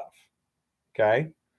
Russia has basically been striking Ukraine's infrastructure with impunity for months now. Yes, they lose some missiles on the way, and I agree. But it's, say, you got, what is it now? 700,000 soldiers on the Russian side and 200,000 on the other. And those guys are running out of ammunition. That's what appears to be the case in the source. Now, we're going to find out real quickly. Okay, Rock? And I know you're sincere and honest, and I know you've got some sources that I don't have. But why did we blow up the Nord Stream pipeline? you know? Well, quite frankly, none of it is relevant Yeah. since this war never should have happened in the first place. And it wouldn't have happened if people who had signed the Minsk agreement had actually stuck to the Minsk agreement, Yeah. which they never intended to do in the first place. Yeah, I mean, they've admitted that they signed the Minsk agreements without any intent to follow it, And I say it just. Quite frankly, I don't like to deal. I certainly wouldn't want to deal with anybody that had screwed me over and lied to me on more than one occasion. And publicly admitted that they lied to me. Publicly admitted it. Yeah, this is the strange thing. It is really bizarre, Rock. I mean, that would be like me trusting socks if I lived in Canada. Yeah. So I think we're going to see fairly quickly, because if the sources I'm giving priority to are in any way close to correct, pretty soon it's going to be blatantly obvious. Well, on the other hand, say if the NATO side has the power, then pretty soon we're going to see some counteroffensives that'll make some progress. Well, I would We'll stipulate here that if things don't go the way they like, the whole thing's going to be memory hold anyway. Well, either that or they're going to drop a nuke and say that Putin was getting desperate, Well, they're going to do something and blame it on Putin. They always do. I say, we shall see what happens. But yeah, I say I can understand why a person would be of the opinion that Ukraine is holding their own and getting ready to push Russia back. I just don't think that's going to happen. I don't think it's going to come close to happening. If it does, then I was wrong. And the sources that I was listening to were radically wrong. We shall see. Cross-dressing comedian is nobody to run a And okay. I say it's one of those things. It's like there's a guy in Norway that I've talked to named Chris, and he's in reportedly, he says he's in the Norwegian military and is intelligence, and yet he was of the opinion that there was no shenanigans in any of our elections, Ever. that it was all just a bunch of lies, etc. And it's like, no, And he actually we come from Arizona. He actually believed in the Russian dossier thing. Yeah, and he believed the Russian dossier and all that other stuff too. So, as I say, this guy would theoretically be in a good position to know, and I have no idea why, say, his viewpoint was so radically different than mine. For example, that whole conversation that Trump had with, I think it was the president at the time of Ukraine, and we had a readout, we had a transcript, and yet you could get what I would call sincere anti-Trumpers and sincere pro-Trumpers, and they couldn't even agree on whether or not Trump was asking for a quid pro quo. Okay. To me, it was pretty obvious that he was saying, look, I've heard some strange things. Could you look into it and tell me the truth? Yet other people were saying, I want you to pretend like you looked into it and come to this conclusion. Yet none of the words said that. And on the other hand, we have Joe Biden bragging about the fact that he told Ukraine flat out if they didn't fire a prosecutor, they wouldn't get $1 billion. Yeah. And say, we had Joe Biden sitting there saying, you get rid of that prosecutor or else you don't get $1 billion. Now, that seems to me to be a very extortionate, blatant quid pro quo. Now, I would think that most diplomacy has to do with quid pro quos. I mean, it's like, it's deal making. What, this for that. Well, that sounds like making a deal. If you go to a foreign country as the State Department and say, hey, if you do this, we'll give you, foreign aid or whatever. Well, that's a quid pro quo. I don't see it as being a wrong quid pro quo necessarily. See, that's a good question, Blind Dude or Paul Coover. And I don't know. I would like to find out, And so, but I mean, this is the sort of thing. Really, are we supposed to give people stuff for no reason? It's fascinating to me from a psychological standpoint to look and see how a great deal of people will see the situation one way, and a great deal of people will see the situation in an entirely different way, And so, I say, to me, it's fascinating to watch. Hello, Aaron B. Do you have any mining questions or anything? We've kind of gotten sidetracked a bit, but if you do, we'd be happy to answer them. And not sure what you mean by the Great Awakening, Blind Dude, but I think a lot of people they're getting convinced that there's something horribly awry behind the scenes.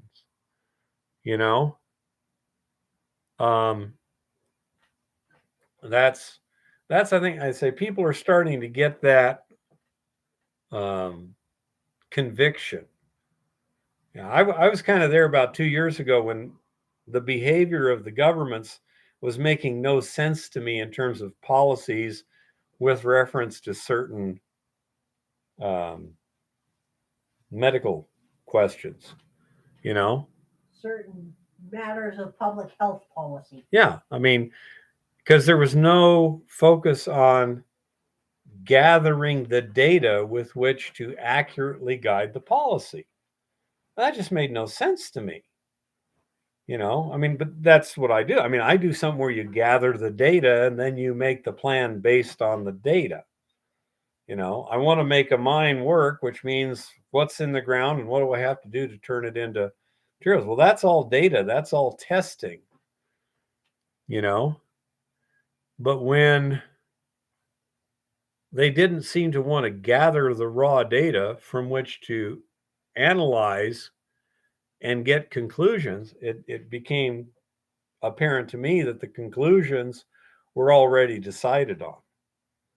And when they became so adamantly against certain things for no apparent reason, for example, a particular medication was described as being extremely dangerous when in fact it wasn't extremely dangerous based on the pure statistics. Based on decades of use for off-label. On the other hand, certain other medical procedures were deemed to be safe when there was no data to support that. I'm not saying they weren't. What I'm saying is you didn't have proper studies that could tell you whether or not it was safe.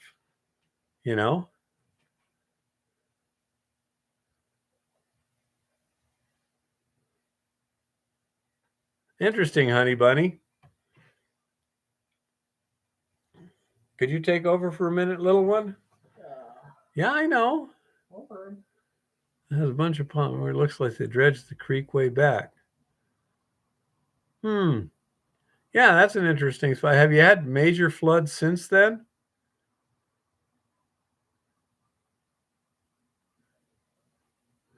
I would try and find a spot, blind dude, where you've got what looks like relatively broken bedrock, relatively close to the surface, and then try and find the bedrock and see what you got. Do you have any false bedrock after that huge flood last year, blind dude? Or did it take it all the way down to solid bedrock?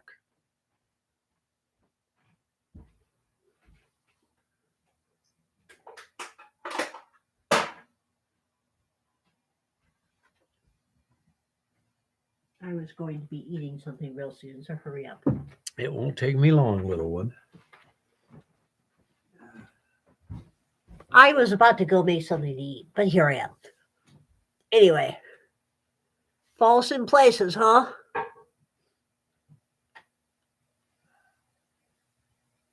Way to go, blind dude.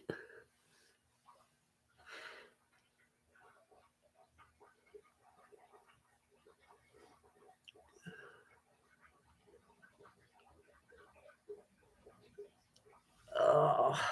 Anyway, yeah, both of us are still feeling just a little bit off kilter from this recent illness of whatever kind it is. Never went to find out what kind it was. As a matter of fact, I have avoided going anywhere near doctors in this particular instance.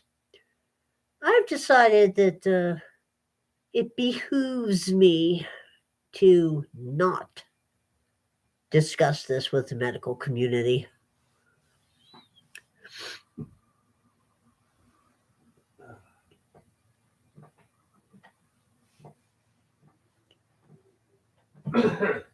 He should be back here in just a minute. Yep. They're discussing blind dude had some serious flooding and he's got some false bedrock and some not false bedrock and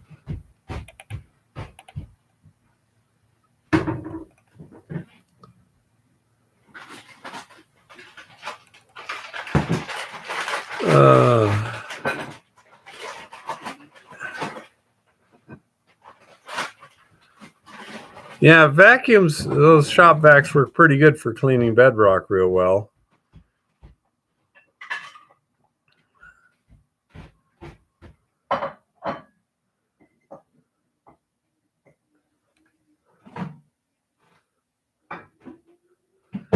What a surprise, honey bunny. So let's see. So, honey bunny, how much of that well is cased and how much is just in bedrock?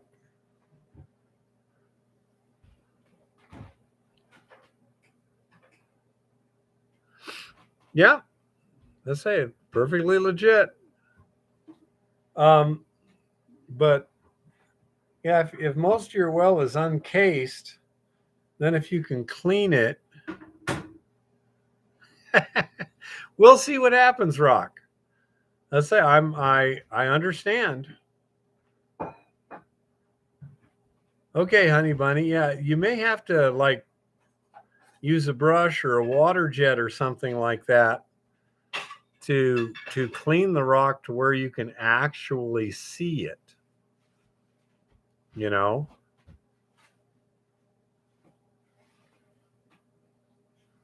Magnetite is not necessarily a good indicator of gold mineralization. How about that rock?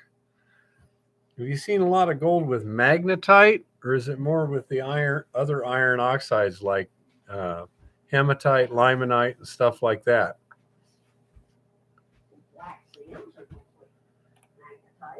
When to timber a mine? When you need it, outlier. That's where a certain amount of judgment comes in. If you've got an old mine there, you can kind of tell by looking in most cases whether or not stuff needs timbering right away, because it'll be coming down. If you uh, are tunneling through new material, just go slowly and carefully and uh, timber above you to start with, and kind of watch how things work. But in decent rock, you can usually tunnel without timbering, and um, go from that. I generally look at I'm almost always working in existing workings and just kind of adding. And so that's, I've got a good visibility on the previous rock and see what seems to hold together well and what not. But if you're going through, when in doubt, better to put up ground support. I agree. I prefer to do it without blasting whenever possible. Demolition hammer, it makes it legally a lot simpler, a little easier for ground control.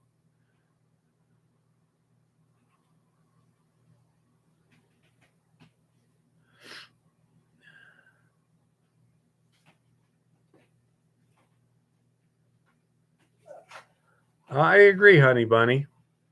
So that's why I like the demolition hammer. I'm literally carving my way through the rock, and that gives me confidence that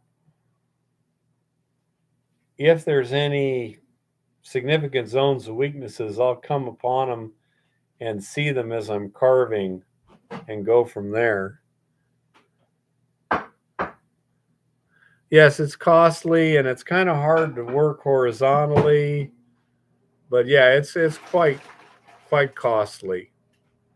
Um, Plus, it takes time to solidify. It's a sort of thing like, in the old days, you drill around, you shoot it, and you come back the next day. Blasting is extremely efficient, Rock. It definitely does the job. And if you need to move a fair amount of material and the regulatory burden isn't bad, it's not a bad way to go. It also can be, depending upon the rock, sometimes you can get a lot of fragmentation from that without messing up your ground control. You know?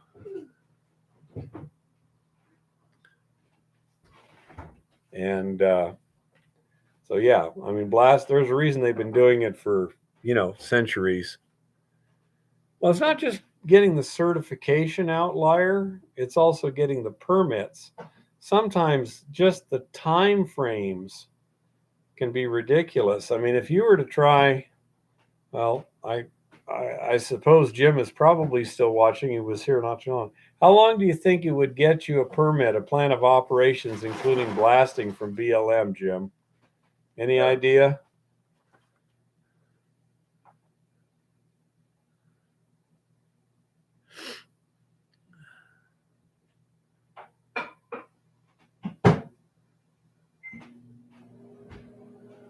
The MLRS seems to be working again, huh?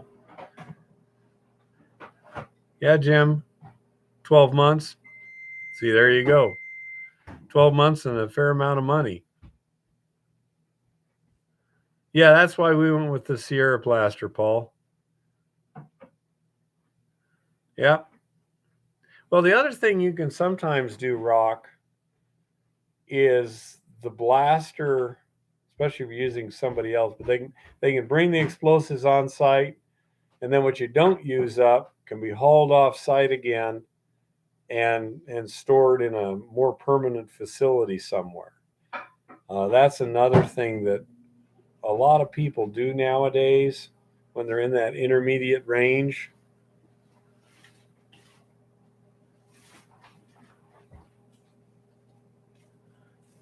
Dex pen can be made by cooking limestone in your furnace, sending and then crushed.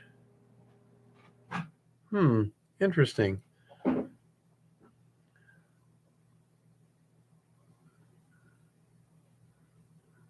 Yeah, agreed, Rock. I say it's an option. It's a niche option.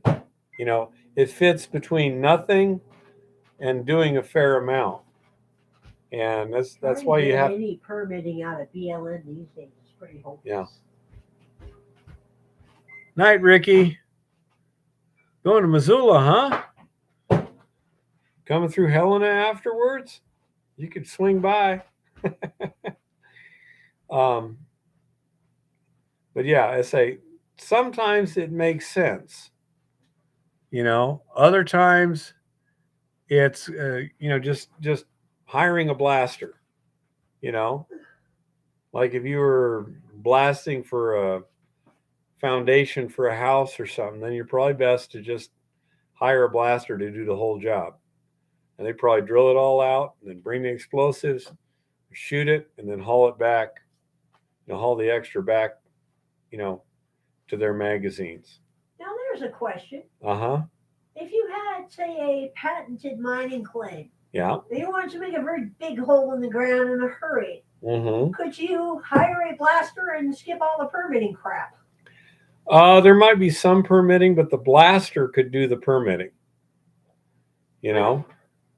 If I say, if let's say you needed to blast, the question for me was, suppose you needed to do a modest amount of blasting on a patent and mining claim. Could you just hire them in, have them blast, and then leave? You in that case probably getting the blaster, pay him to handle the permitting because he knows all the forms and the procedures and stuff.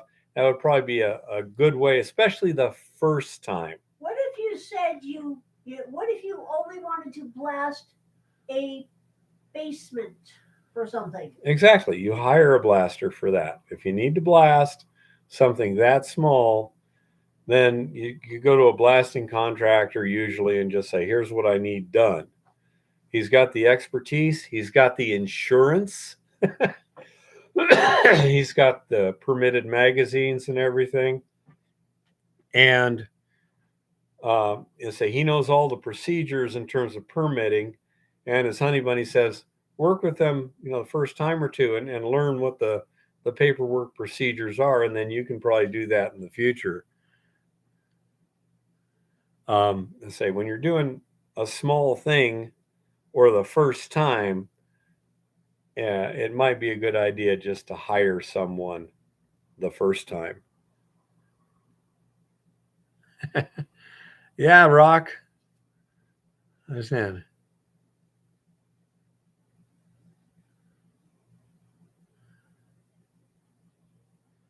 Good question, Jim.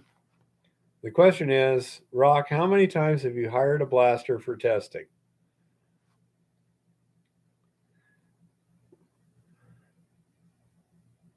Okay, Rock, are you employed by a company that is hired as a consultant, or are you an external consultant to various companies? Because you always use the phrase we. Okay, both. So that's what I was wondering who the we is. Because yeah, if you've got the permits, you got the expertise, you got the magazines and everything, it makes more sense to do it yourself. You essentially are the blasting contractor, and of course that's much more cost effective if you have enough business to justify the magazines, the permits, and all that other stuff.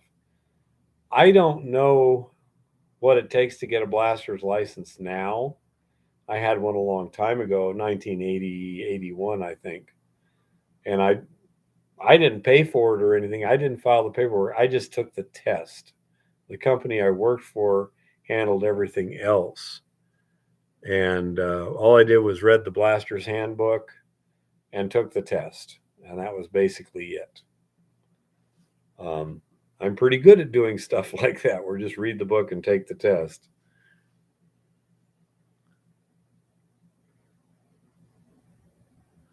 Okay, Rock, that makes sense. Varies from state to state, is getting a whole lot harder. Yep, I would tend to think so. And this is another thing where if you had a mine where you were blasting and it was of such a nature that it made sense to get your magazines permitted and get, a licensed blaster and stuff like that, you should look into the option of what additional permitting and insurance it would take to be able to rent yourself out for other jobs, because that may be a way to defer some of the expenses. Yeah, honey, I agree completely. If you have a paying mine that's operating and you need that blasting on a regular basis, yeah, get the expertise, get the magazines, get the permits. But I would consider what would it take to also provide blasting services off the mine site and see whether that made any sense. Yep, Honey Bunny, that makes sense. Yeah, it makes sense, Jim. I mean, Montana tends to be pretty easy.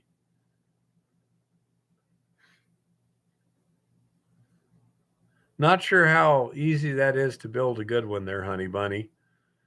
Um,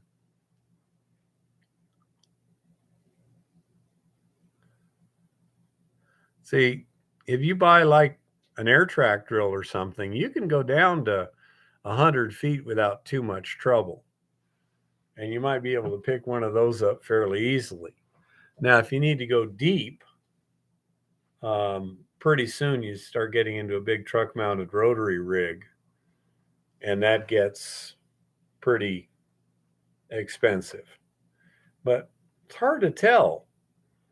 When things come in waves and when there's a bunch of used equipment on the market and nobody's buying, sometimes you can get some pretty good deals. Well, Honey Bunny, I say you may be well qualified to do that. I'm not, you know.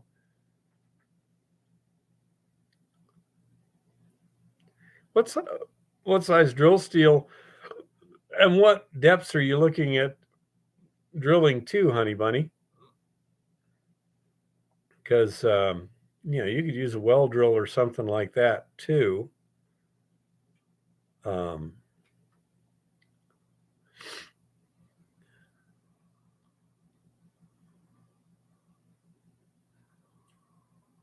6 days a week, huh? What do you, if you don't mind me asking, Ricky, what do you do? 1.5, 2 and 3 inch diameter. I think my air track was running, I think, 1.25 inch round steel.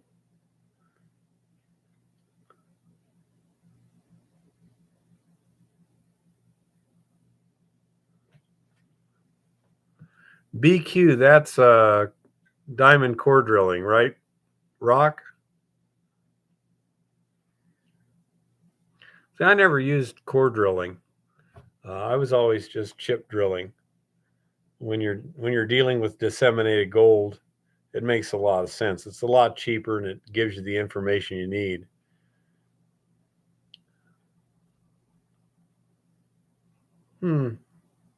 Interesting, honey.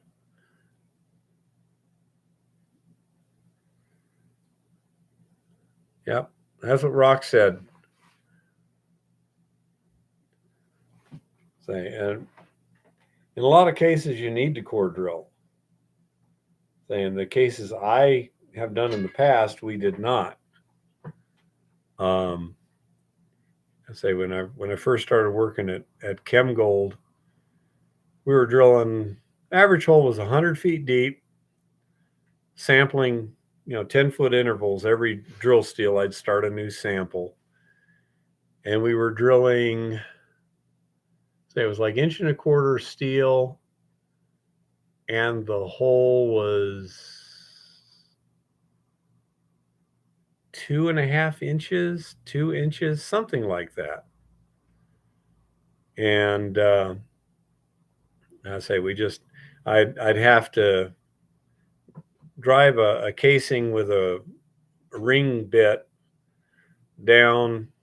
We had like a 4-foot casing and a 10-foot casing, and so drive the casing down to where I could get the bit into rock, and then put a little dust collector, actually more of a dust diverter, on top, put a bucket under it, and then start drilling, and go from there. We didn't even do much water injection for dust suppression, and yet we did a pretty good job of sampling for that particular rock. It seemed to work pretty well. And so, say I've done down to almost 200 feet with an air track. I think I got, like 160, 170 feet, stuff like that. As soon as I started getting into any moisture, I had to pull out because we weren't set up for wet drilling and the bit would stick.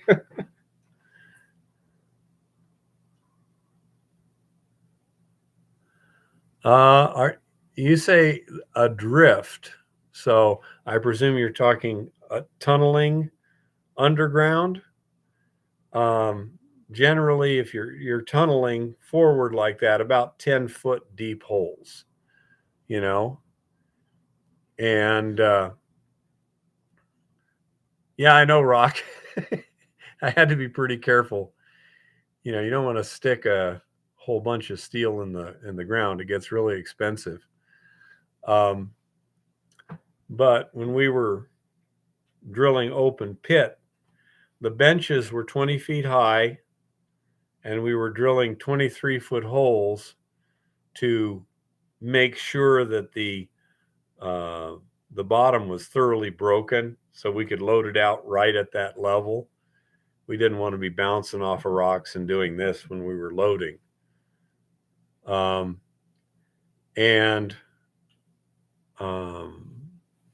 with, I think it was 3.5-inch holes, we had a 9x9 pattern. With 6.25-inch holes, it was like 13 by 13 foot pattern. And I say that it worked pretty well for what we were doing. The big mines typically use like 50 or 60 foot benches. And in our case, we needed shallower benches just for grade control because it fluctuated so much. We wanted minimal dilution. So 20-foot benches were decided on. 3.5 inches with high lift ANFO. It was standard ANFO from Apache powder, and we just dry ANFO. And 3.5-inch holes on a 9x9 pattern. Yeah. A 50-foot could work for coal, but in the big open pit, copper mines, they're usually running 50 to 60 foot benches. And they've got drills that'll do that in a single pass. you know, um, they don't like to add steel if they can avoid it. So they've got some pretty big drill rigs. um, and in our case at Chemgold, the rock, it broke really easily because we were screening it to put cushion on top of the pad. We had a good idea what it was. We were blasting to 60%, 3/16 minus. Didn't crush anything, and so it was very favorable conditions for low cost mining. It just shattered. It was real easy to break with just the explosives, which made it real inexpensive. I mean, we'd blast it and just haul it straight up onto the heap and dump it over the edge. You know, it worked pretty well.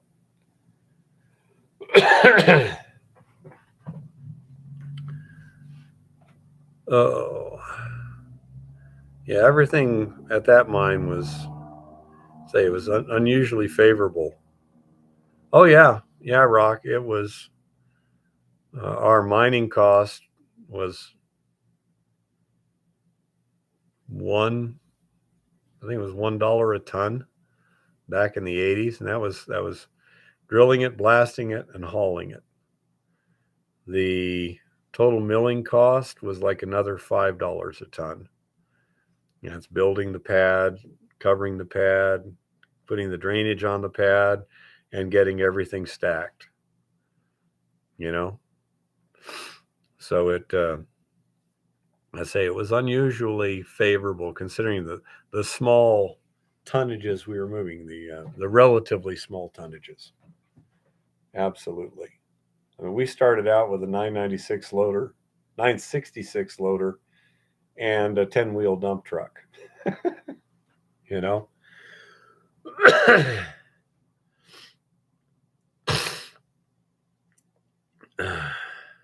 So I'm used to bootstrapping and shoestringing stuff. That's how I started. So that's why this kind of thing is not terribly intimidating to me. I've seen, how it can be done and what you can achieve if you got the right conditions.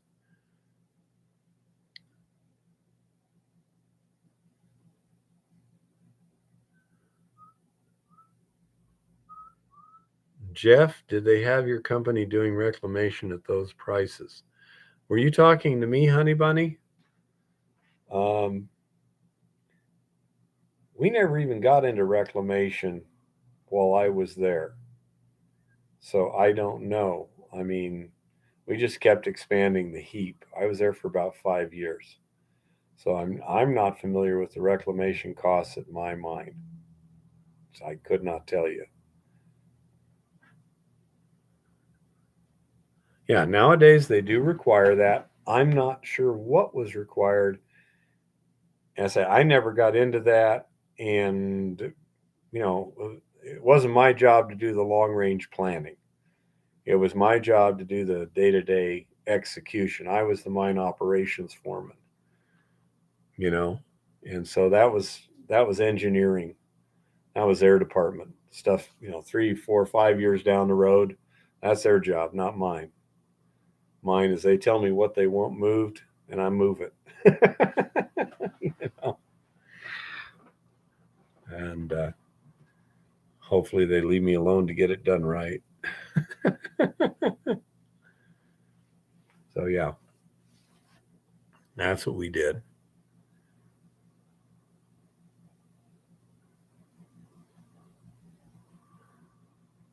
To some extent, it becomes complicated, Honey Bunny, but theoretically, it's not that bad in some cases.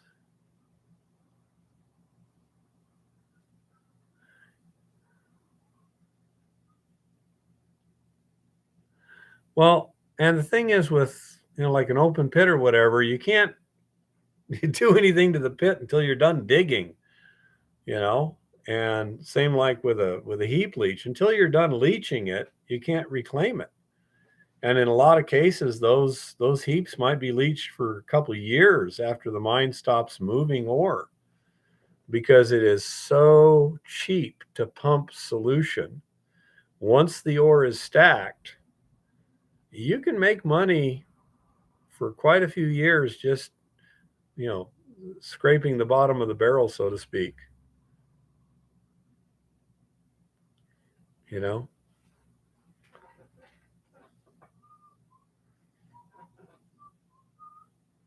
I always thought that if you wanted to really make it look good when you were done, when you were, like stacking your waste dumps and stuff, you kind of give it a scalloped shape or something like that, so that when you're done and you're just kind of smoothing it off a little bit, it looks much more like a natural hill than a mine dump. I have no idea, you know.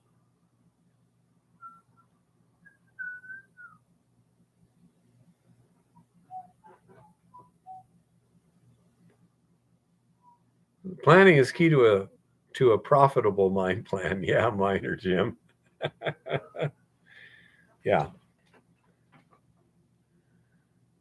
Planning, sampling, testing, because you can't make a good plan without good information. And good information costs money to get. That's why on especially micro scale mines, it tends to be scrimped on. Things like even Montana B. Did we do a thorough testing program on middle decline? Nope. We did enough to estimate what it should be to get started, and then start. And a lot of what we were doing was testing all the other systems and developing those. And so to a certain extent, it was experimental also. Paul wants to know if you can do Dixie, little one.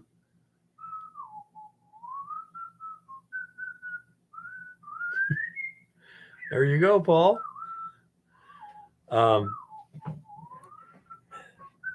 So I say it was a calculated risk.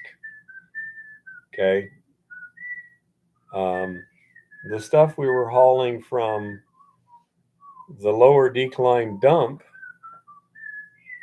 did fine, but the stuff in the middle decline did not achieve the grades and tonnages that we were hoping it would, nor the production rates. So that was not profitable.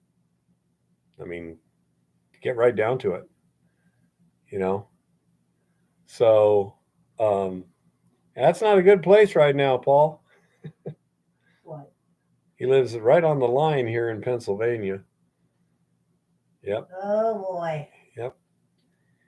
But I say, so that was to a great extent gathering data and developing systems. Now we have a mill that works between north and south. Yep. Yep. Not the best place to be right now, Paul. Take care of yourself.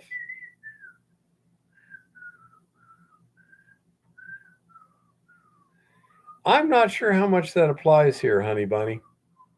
I really don't. But I say that's why the mine we're testing the ladder track system, the head frame system, the mining rate, the tonnage we could get, the haulage of the buckets, the transportation across country, the crushing and grinding at the mill site, the leaching, the leach tank, everything. I mean, think of all the things we've modified over time. And to do that, you need to have some stuff to work on. And then finally, what was it? 2 months ago when we finally got the last step, how do you strip the damn resin.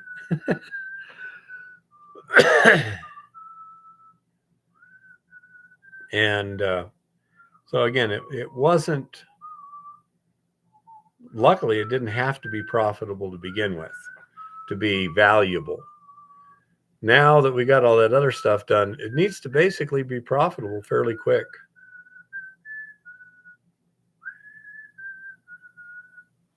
Nothing critical, Chris.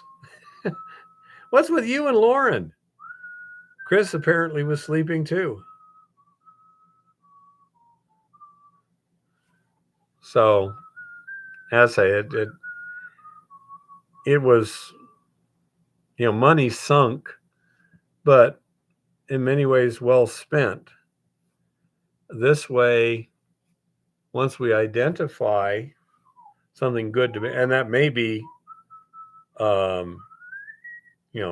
just a little further down in Montana B, it might get pretty good. The assays continued to get better as we went below there, and they, were opening up the workings more.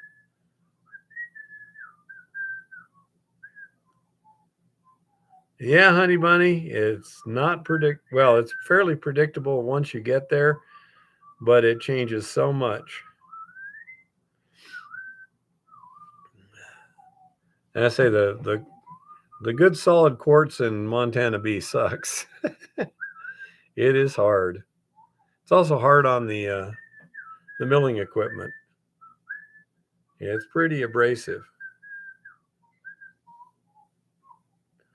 Yeah, I say is right now I've got about another 10 feet of mining until I'm at the 40-foot level.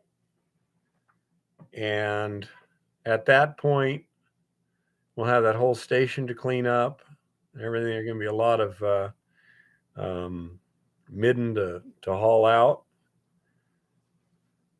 And then we can go further down.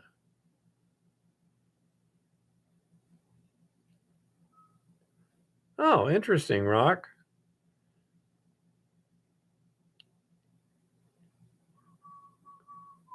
Oh, really, Jeff? Were they standard masonry style drill bits? Or was it different kinds of drill bits? I mean, if he was using his jack leg, I'm not sure what he was using, whether he was using cross bits or button bits.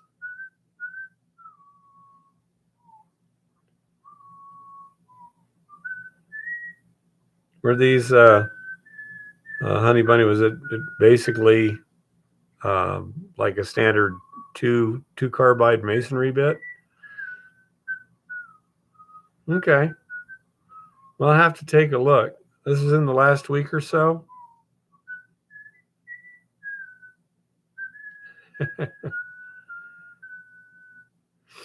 Oh, collaring them isn't the problem. It's continuing to drill them.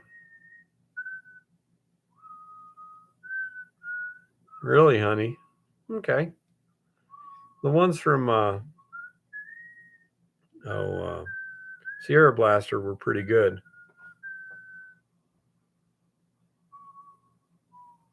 But I mean, there's a classic example of things that we figured out how to get around. When we hit these hard spots, how do we deal with them? First, you got to hit a hard spot. Then you got to try stuff. See? Then once you try the Sierra Blaster, you find out, well, the drilling is the problem. So how do you improve that? But that's basically what I've been doing. Just, going to the next problem and.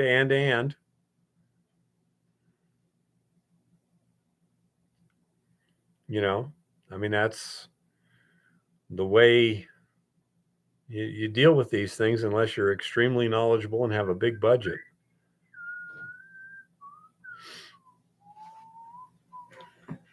Well, I haven't seen anything that lasts any better than the Sierra Blaster bits, honey bunny. I've tried quite a number of manufacturers, and that's basically as good as I've seen. And with just the two carbides, they're pretty easy to resharpen. It's not that hard. You may not get everything precise, but you get it good enough to start penetrating again. I mean, it's just going to wear out again in, a little bit. But, you just say less than a minute per drill bit to resharpen them. And,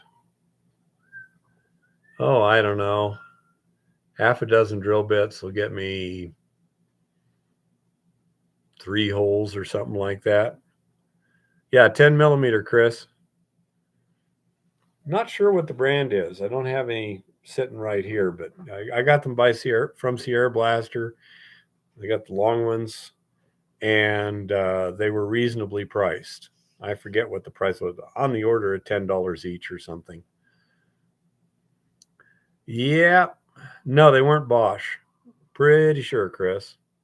I'm not even sure if they had a brand on them, but not Bosch. No, I have not, Paul. I've got plenty of bits right now. I'm not looking for anything there. Yep, that works just fine, honey bunny. That's what I got. I got a diamond disc I put on my angle grinder and then just touch them by hand. Say it's not perfect by any stretch of the imagination, but it goes from not penetrating to penetrating at new bit rates. Probably doesn't last quite as long as a brand new bit before it dulls out, but it's not bad. Perfectly functional system because it's so quick to do.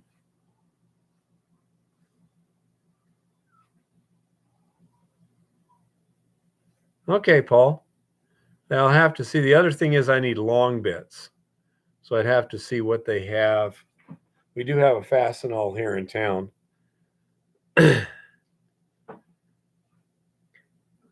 I suppose, Chris, but when you're sitting up on a mountainside, the less stuff you haul, the better. And I can do it just fine by eye as far as I'm concerned. Just neek, neek. Yeah. And okay, Paul. I say it turned out that over complexifying it just slowed it down, Chris.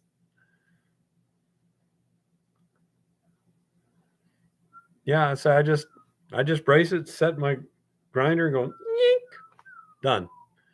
It's the getting the everything just lined up initially, and I can do that by eye close enough. Seems to work fine. So it just worked. If you want to make one and show me how to use it, I'll give it a shot. Oh,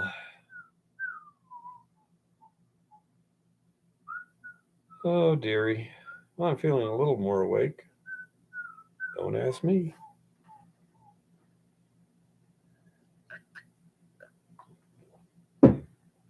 Yeah, I'm ready to move some more this year.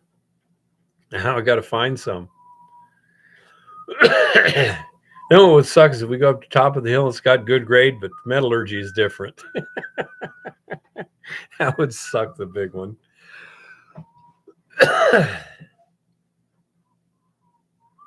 Okay, Chris. Say I'm willing to try almost anything. If it works better, it works better.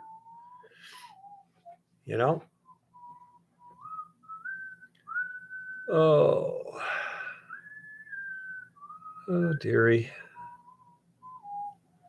Anything else, anybody?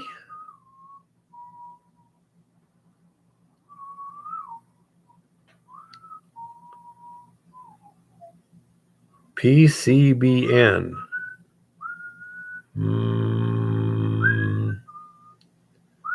Not sure what you're talking about, honey bunny. Okay. Boron nitride. Cubic boron nitride. I'm not sure what the P stands for. Oh, rock. top of the hill is 70 miles from Montana B. And so yeah, there's no way of telling what it is. On the other hand, with any luck, it'll have a reasonable amount of gravity recoverable gold too. You know, in that case, you need to get out my gravity machine and get it all running good. Oh yeah, it's a different mountain range rock. Yeah, it's impossible. Does electrical discharge drilling work on rock? If you're thinking like electric discharge machining, I don't think so, because in electrical discharge machining, you need to have a conductive workpiece.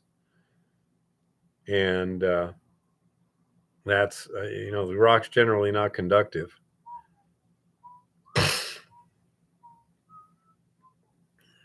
That's usually the way it is, honey bunny.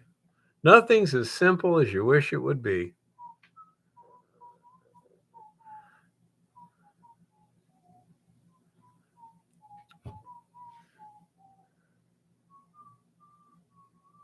Have no idea at this point, outlier. Say the property owner has got some old maps and this and that. Underground stuff 500 feet below the surface. Very little data, like 0 grades, 0 tonnages, and stuff like that. And so it's going back to basics. We're really starting from, just like Montana B. We couldn't find any data on that either. You know, it's so annoying.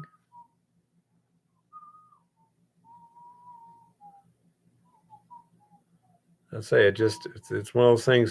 It's going to be back to the very basics. Yeah, Rock, I wonder where I could find one of those. Maybe if he comes to town, we could have him go look at it.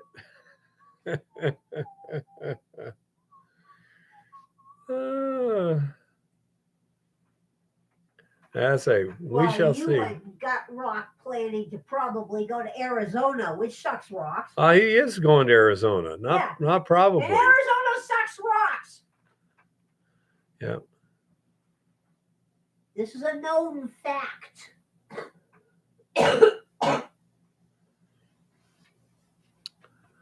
Yeah. I say, we really don't know what we're going to run into over there. I don't have any indications of there's another mine nearby that we have a lot more information on, and I don't believe there's any tellurides there. Let's see.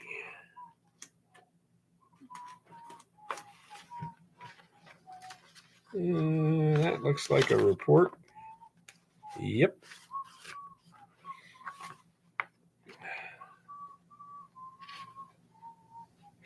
The mines are distributed to an area 2 or 3 miles long and a mile wide. The upper part of the creek valley is rather wide, shallow depression of gentle average gradient that hangs, as it were, on the east side of the divide at an altitude of 6,200 to 6,400 feet. Made up of 2 flat sections arranged step-like, one above the other.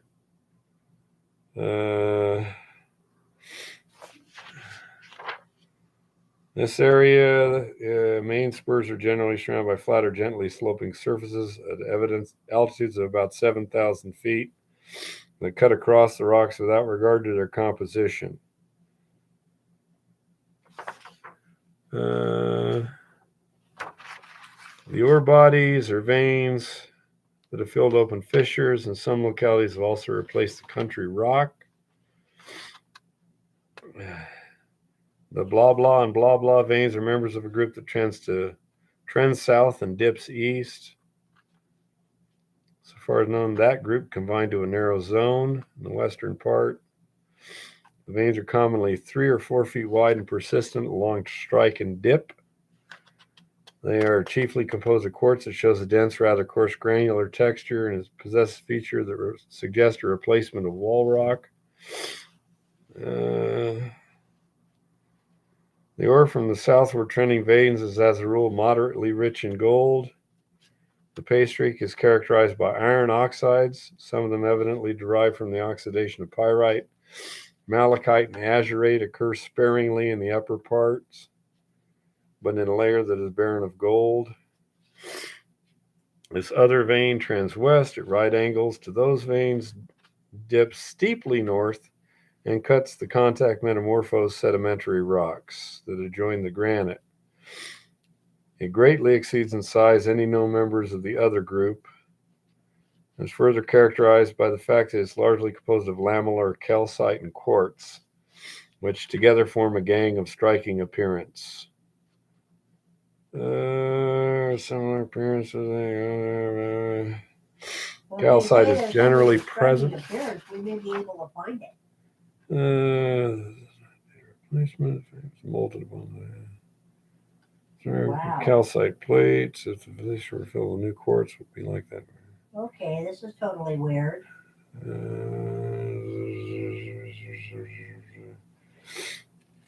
Okay, let's see. In case anybody is interested, apparently Xi Jinping and Vladimir Putin, my Vlad the Invader, Yeah, were hanging out and making crepes together. crepes. Crepes, yes. Okay, Crepes Suzette from the look of it. let's see. And then they were putting some red and black caviar on some of the crepes and laughing and joking together. And their pans were too hot, by the way. Neither one of them knows what the hell they're doing. Oh, wow. But they look very spiffy in the chef coats and the aprons. Okay, I'm trying to see what kind of mineralization. Come on. Minerals. Drain tunnel. Hang wall smooth, gouge, blah, blah, blah. Wall rock is generally hard, tough, greenish gray mottled or banded hornstone.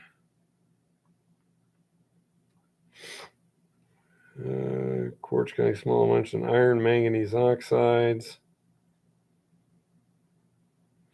Yeah, it looks like this particular one's mainly iron oxides. That would be good. Don't know.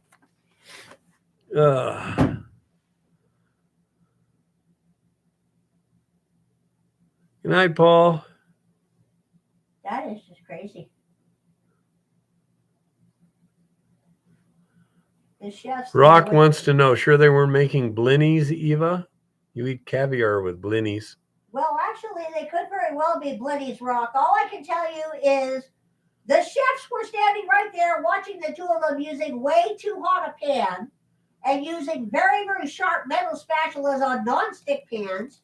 They look like crepes, but they may not be crepes, since Vladimir, at least, is spooning what looks to be red and black caviar on one of them. Yeah. And Xi Jinping spoons some red caviar on another, and they have some sort of very, very thin, weird-looking, they look almost like octopus tentacles as a side dish here. And then they toasted each other with a clear liquid in shot glasses that may or may not have been vodka. There you go. Wonder what kind of plan they're cooking up. I don't know, but they look very spiffy in their matching chef's coats and matching aprons that say Russian fish. Or something along those lines. Yeah, Rock, as I say, I really don't know. I have no real specific data on the mine we're looking at.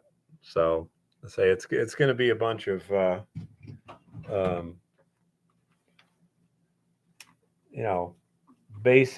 back to basics. Mine we're looking at, let's see.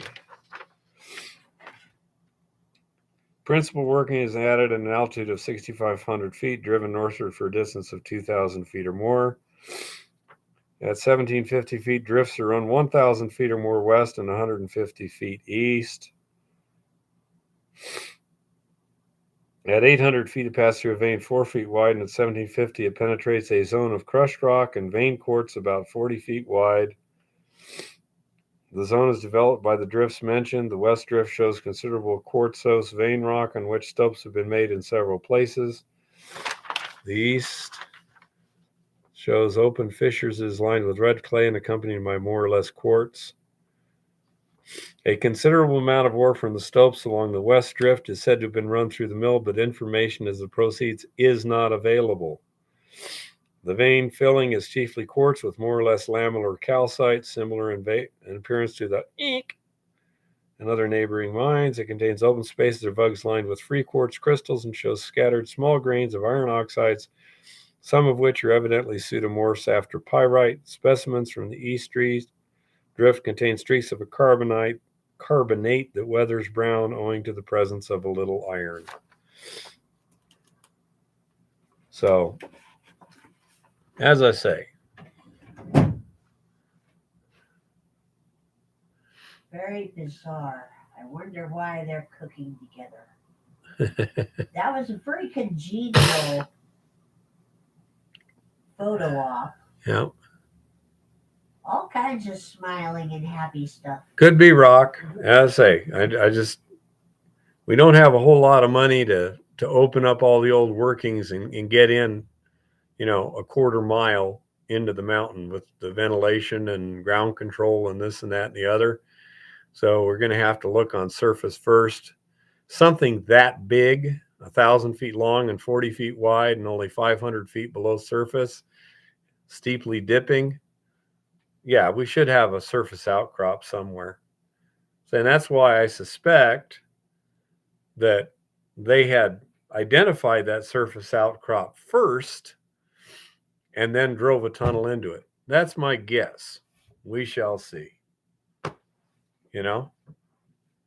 But that's it should be interesting. Thank you, Outlier. So anyhow, they got lots of stuff to do, and we will give it a shot. I know why. I'm looking at the clock over here, and it's like coming up on 3 hours. I'm looking down here and I said, isn't that the 4-hour mark? It's like, oh yeah, I started a new stream. Anyhow, we better call it a night, folks. And I appreciate all the help and such. And we will try and get everything all lined up for the summer season. I think we have plenty of time to do it. Things are coming together, and we shall rock and roll. Hopefully, I'll have a lot more gold processed by next week. I'd like to have another ounce or so by then. I mean, I've got